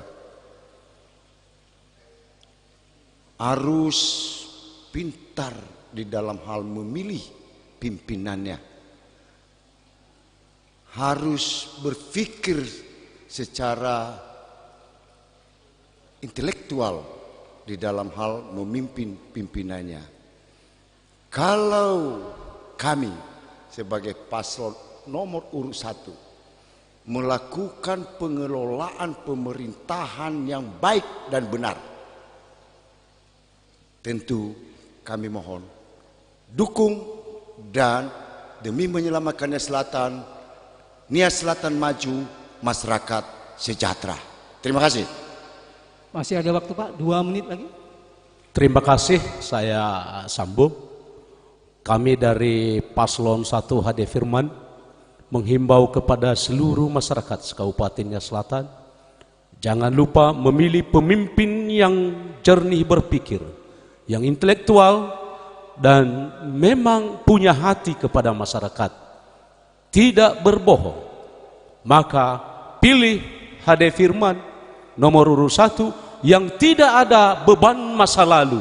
Beban nomor 1 HD Firman adalah Nias Selatan maju, masyarakat sejahtera. Mari kita selamatkan Nia Selatan ini. Demikian. Sudah cukup, Pak. Baik. Selanjutnya kami persilakan paslon Bupati nomor urut 2 menyampaikan pernyataan penutup. Dipersilakan. Baik, terima kasih. Kepada seluruh masyarakat Kabupaten Nia Selatan, kami menyapa dari pasangan Ideal Sanolo nomor urut 2 yang hari ini telah mengikuti debat kedua, dan tentu masyarakat secara cerdas dan berani bisa memilih pemimpinnya yang pro rakyat, yang betul-betul ingin melayani masyarakat. Tentu kepada Bapak Ibu seluruh masyarakat Kabupaten Nia Selatan, jangan salah pilih. Jangan pilih pemimpin yang arogan dalam politik, yang akan mematikan demokrasi di Kabupaten Nia Selatan dengan merencanakan sebuah kota kosong dalam pilkada Kabupaten Nia Selatan. Tentu rakyat harus pintar dan paham tentang itu. Syukur hari ini ada pasangan nomor 2 yang menjadi pilihan kepada seluruh masyarakat Kabupaten Nia Selatan, sehingga tidak lagi hanya bisa menonton melihat pemimpin-pemimpin, calon-calon pemimpin yang tidak berkualitas. Bapak Ibu, kami mengajak kepada seluruh masyarakat untuk berdoa buat pasangan Ideal Sanolo agar pada tanggal 9 Desember 2020 bisa menang menjadi Bupati Kabupaten Nia Selatan. Salam 2 jari, ya Ahobu 2. Ada lagi waktu, Pak, silakan. Baik, kepada seluruh masyarakat Nia Selatan yang kami hormati, tadi kami sudah berbicara, para pimpinan-pimpinan di depan ini sudah berbicara kepada rakyat. Kami telah memaparkan pikiran-pikiran besar kami. Rakyat sekarang sudah bisa melihat, bisa memilih siapa pemimpin yang benar-benar ada di tengah-tengah rakyat. Kami pasangan Ideal Sanolo memberi kepastian kepada rakyat. Jika Tuhan izinkan kepada kami memimpin lagi Nia Selatan ini, maka program-program yang pro rakyat, program-program yang cerdas dan berani, kami akan wujud nyatakan kepada rakyat. Harapan kami kepada seluruh masyarakat Nia Selatan, apa yang kami sampaikan tentang program cerdas dan berani itu akan nyata kepada seluruh masyarakat Nia Selatan. Kami mohon dukungan dan memilih kami di tanggal 9 Desember 2020 ini. Kami percaya jika rakyat mendukung kami, rakyat memilih kami, rakyat percaya kepada kami, dan Tuhan izinkan kepada kami, maka percayalah kami akan membawa rakyat ini menuju kejayaannya di masa yang akan datang. Terima kasih. WWTFU ya Ahobu 2. Terima kasih. Baik para hadirin, mari kita berikan aplaus kepada pasangan Bupati dan Wakil Bupati nomor urut 1 dan pasangan Bupati dan Wakil Bupati nomor urut 2. Baiklah para hadirin, pemirsa dan pendengar Radio Republik Indonesia dimanapun Anda berada, dengan berakhirnya masing-masing pasangan calon memberikan pernyataan penutup, maka berakhirlah acara debat tahap kedua calon Bupati dan Wakil Bupati Nia Selatan pada hari ini. Saya Samsul Bahri yang memimpin acara debat memohon maaf kepada kita semua atas kekurangan dan kesalahan. Akhir kata saya ucapkan selamat sore, sampai jumpa pada debat calon Bupati Wakil Bupati tahap ketiga. Mari memilih untuk Nia Selatan, mari memilih untuk Indonesia. Terima kasih. Yahoo!